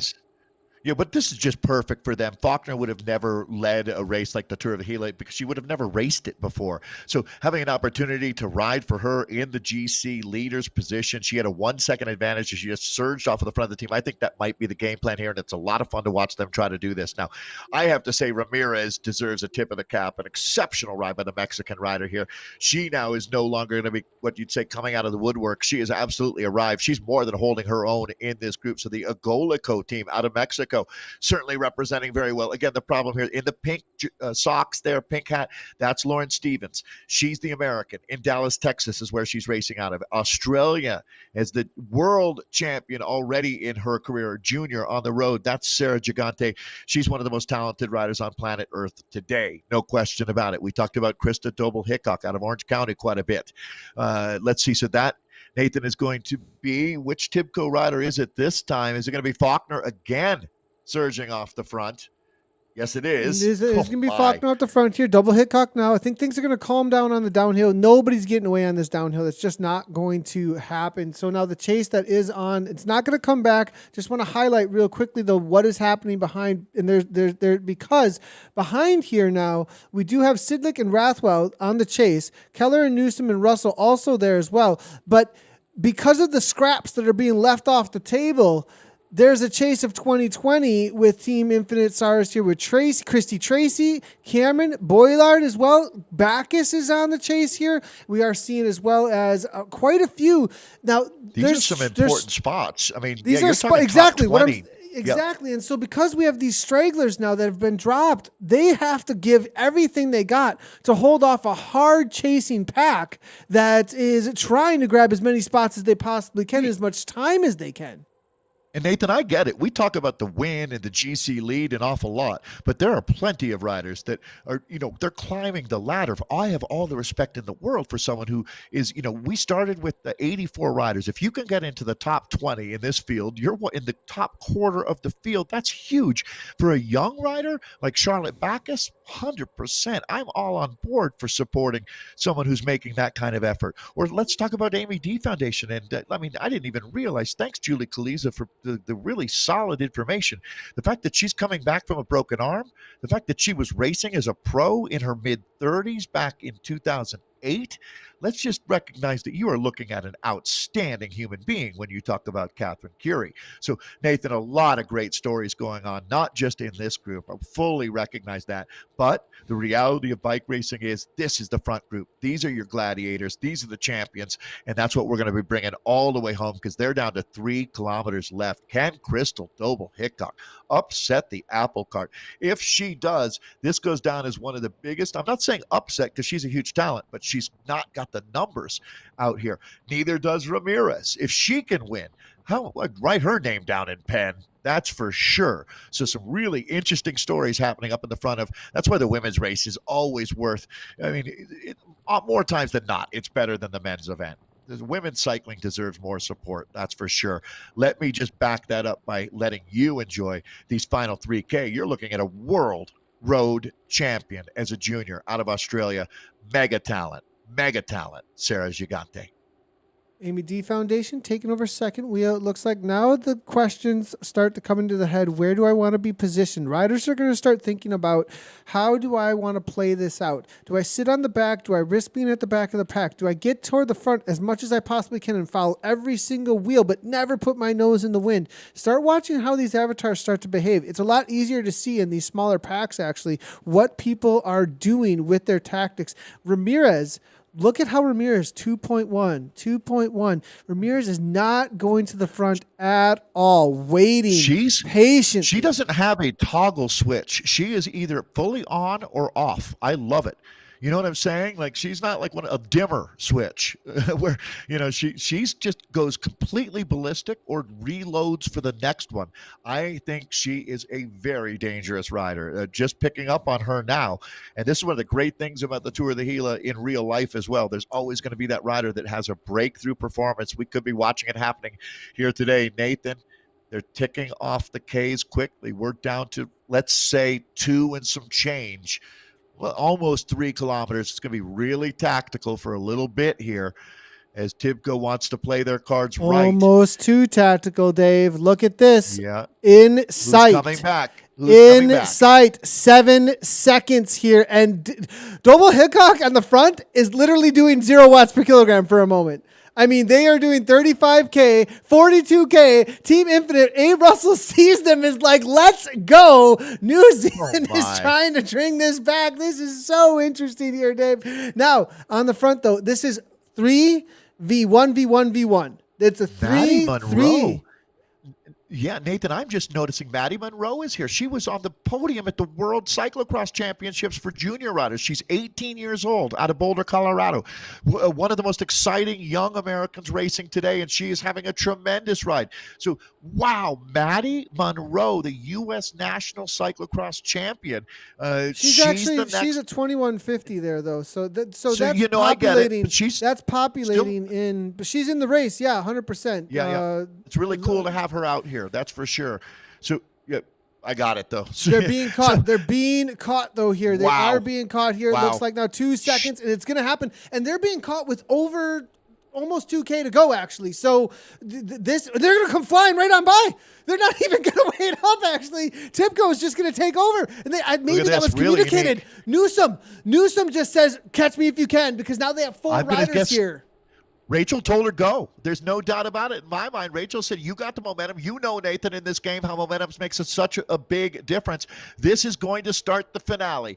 Okay. Curry chases it down. Amy D Foundation immediately jumps on it. Sees it as a risk here now. Doble Hickok now 7.7 watts per kilogram coming right on through as well. Keller holding on now. It's completely blowing apart here before we even get into the final K. TIBCO, though, still 3 riders involved. So TIBCO now is going to try to assert their authority. It's hammer and tongs. They're banging out the watts on the front right now.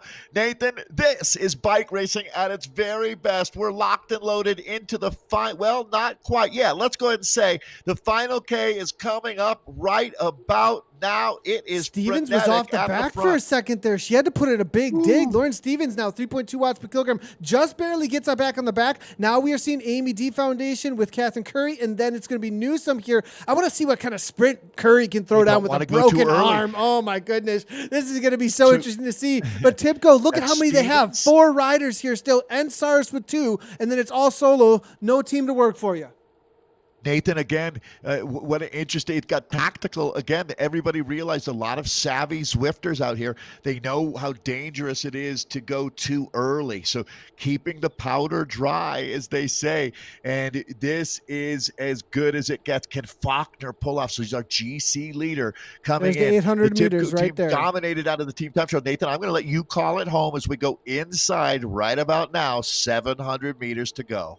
Yeah, and now here we go. Double Hickok now, 4.6 watts per kilogram. Here comes the lead out now. Everybody's playing it pretty chill so far. It may be the first one to jump, and there's the jump here. Ramirez says, I am going here, and we saw her sit in and wait. She's got the gap. Nobody is on Ramirez's wheel. Can Lauren Stevens close it down? Lauren Stevens has got 12 watts per kilogram trying to come across. It looks like Ramirez is fading. Ramirez is fading. Lauren Stevens, Ramirez trying to come over the top again, but she doesn't have the kick. Lauren Stevens has the speed, walks away with this one.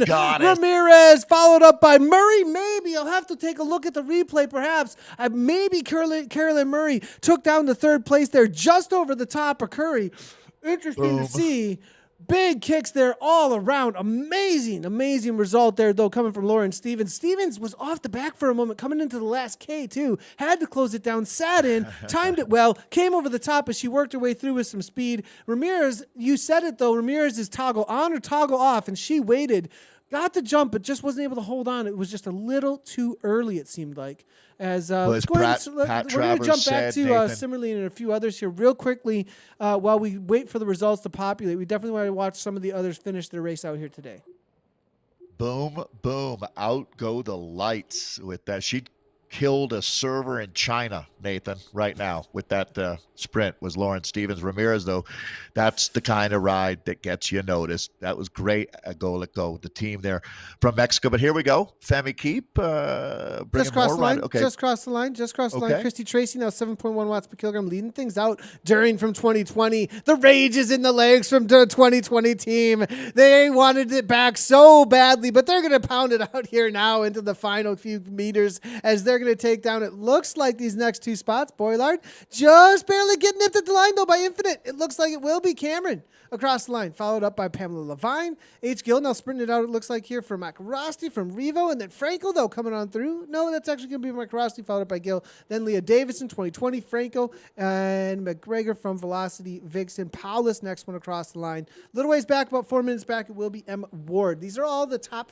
I think we're looking at around the top 50 that we're going through. It'll populate in a second in the upper right-hand corner.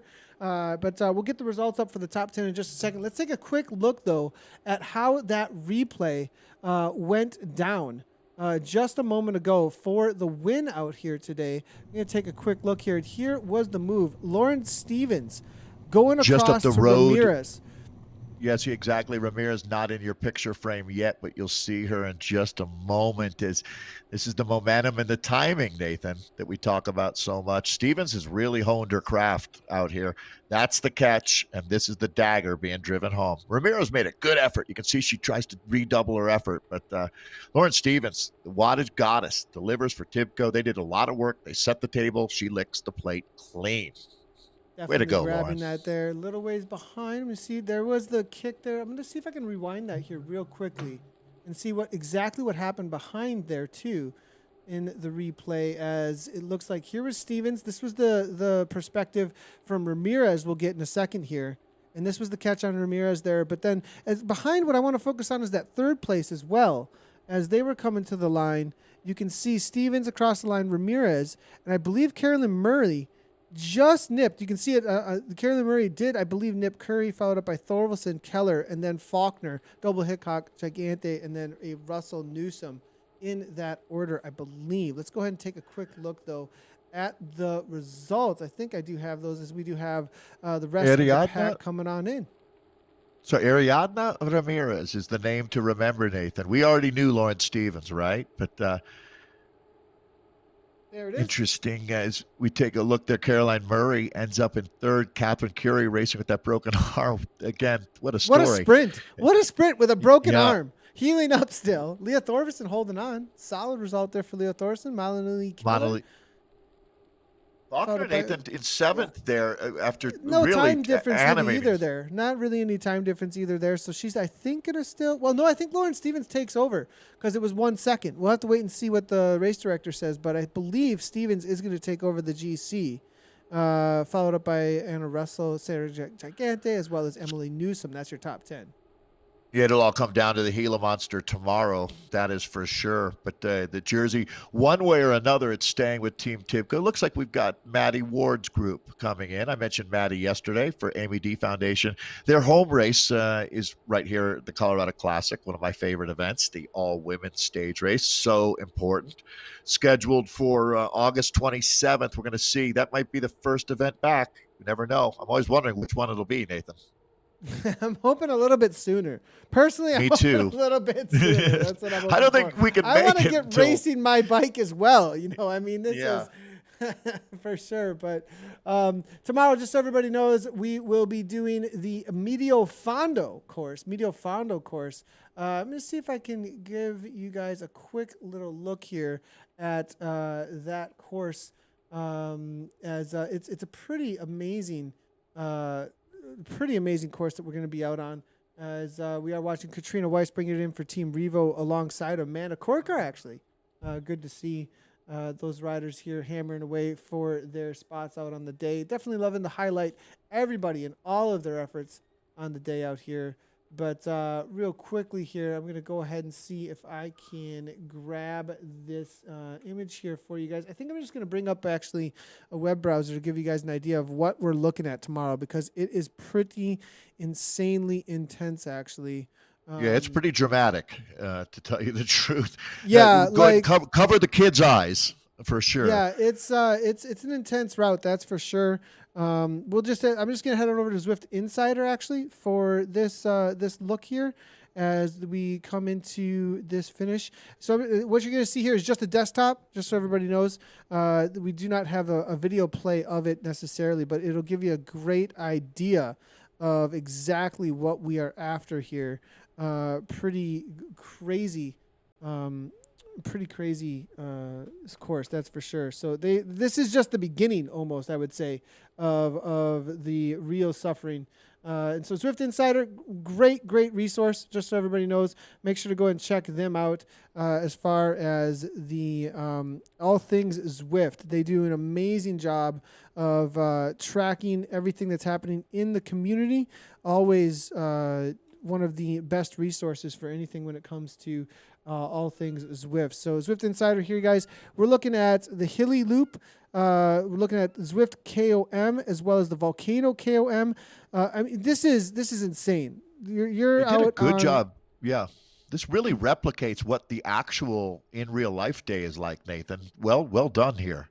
Yeah. So I mean, look at this. Heading up the reverse King of the Mountain as well. I mean, this is all the way to the top is what we're looking at here. So crazy, amazing course. Definitely going to be a big day out on the bike, you guys. Again, we're looking at 72, I believe it's 72. If I look here, 72.6 kilometers in total. Elevation 981 meters here. So Ocean Boulevard, nice warm up. Hilly KOM reverse, downtown Watopia, volcano climb to Magma Study Peak. And, you know, I mean, this is Epic KOM climb as well. So a lot of climbing tomorrow. I think Gila Monster is exactly what we're looking at here, actually. So talk about a monster of a day tomorrow as we're watching a few of the ladies still finishing up their day. Big shout out. Butcher Box out here still, Allison, finishing up solo ride. Lots of, if nothing else, they're getting amazing workouts too. That's for sure. That's Whitney Allison. She would be inviting you to come to Fort Collins next year and do the FOCO Fondo. She, along with her husband, Zach, are the race director or the event directors there. She was on the Hoggins-Berman team. I mentioned her last night. She was second at the Steamboat stage of the Colorado Classic. Really great person. Who's A? Who's A? Yeah, that's a great question. Who is A? I'll figure it out. Give me a second trying to here. fit the name in there. Probably trying to fit the total of the name. Aisha McGowan. I There bet you we it's go. Aisha McGowan that we're Nice, looking nicely at there. done, nicely done there. Great way to get everybody in. Man, they're Whitney, like, oh, Dave Toll's got an iPad, I guess. Dave Toll's got an Thanks, iPad. James. I'm loving Yes. it, loving it. All right, so one last time here, guys, before we do sign off, as the rest of the ladies are finishing out their day here. I think this is one of the longest Zwift Community Live broadcasts I've ever done here. Pretty amazing. No, actually, I shouldn't say that. Excuse me. In recent years, we've done World Bicycle Relief 24 hours actually. So we've done. Yeah, I remember I mean, that. we've done some big Yeah. we've done some big days on Zwift Community Live. So the As far as, charity days. It was 140 kilometers of racing. It went by in about a millisecond for me here. Nathan has a lot more going on with all of the computers, and he's the data center there. I'm more orbiting in his world. But I'll tell you what, this is what it's all about. I have absolutely fallen in love with these sports. What Zwift is about, Nathan, it's one thing to talk about it. It's another thing to do it. Getting out on Zwift is a blast. If you haven't ridden, haven't tried it, do it. You'll be happy you did. And you don't have to get out there and jump in a race right away, but it'll be cool for you to feel what this is all about. These riders went through hell today. It was a very challenging course. They spent, the women raced for an hour 45 to win. That is a long time on the bike. So to the athletes, big thank you, Nathan. You always have my respect. Appreciate you. Yeah, big ride here out from Lauren Stevens, taking the win in the women's race. Then we also saw Holden Commute taking the win in the men's race. Interesting to see Holden, 4.2 watts per kilogram. Really low. In the men's race. Right behind him, Christopher McGlinchey, probably the most aggressive rider on the day almost, 4.5. In the women's race, 4.0 from Lauren Stevens. Just underneath the men's there. Andrew Ramirez there, 4.1. Caroline Murray, 4.9. I mean, these women were hammering. They were flying out there today. Leah Thorvaldsen, 4.0. So, I mean, the workhorse of the day for sure. I'm gonna have to shout out here for we're gonna have to see the most work done on the day in the women's side of things. Stephanie Sidlick and Megan Rathwell right next to each other. They're 4.4, 4.2 watts per kilogram. They got dropped in the last climb. That might be why they got dropped in the last climb too. Maybe a little bit too much nose in the wind there. But yeah, Stephanie Sidlick, 4.4 watts per kilogram, as well as Natalia Franco, 4.5, and that's probably because she was trying to drag 2020 back up to that group earlier on, actually. Ends up in 22nd on the day, actually. So you can just see how much work and effort is being put out by these ladies. Very amazing job all around. Well, TIBCO rode one heck of a race, no question.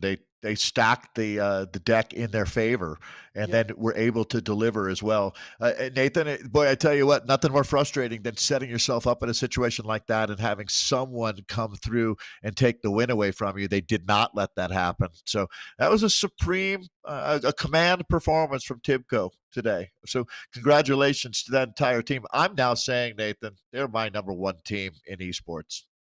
I should say women's racing, anyways. Yeah, we'll have to see how things play out tomorrow, though. Lots of it's not over. racing to come tomorrow. It's not over, and a lot of climbing out there tomorrow as well. So we'll have to see how everybody goes back to the drawing board and comes out for another battle. Might have won the battle, but the war definitely is not over. Planning, team tactics, and I think everybody's going to come out with a plan tomorrow in stage number 3. Thanks out everybody for tuning in. I'm Nathan Guerra, Dave Toll, Zwift Community Live. You want notifications? Hit those follow buttons, subscribe buttons, all those places. We're live on Twitch, YouTube, Facebook, Mixer, as well as Periscope over on Twitter. And we will see you tomorrow for stage number 3 in the Tour of Gila. As always, everybody, ride on.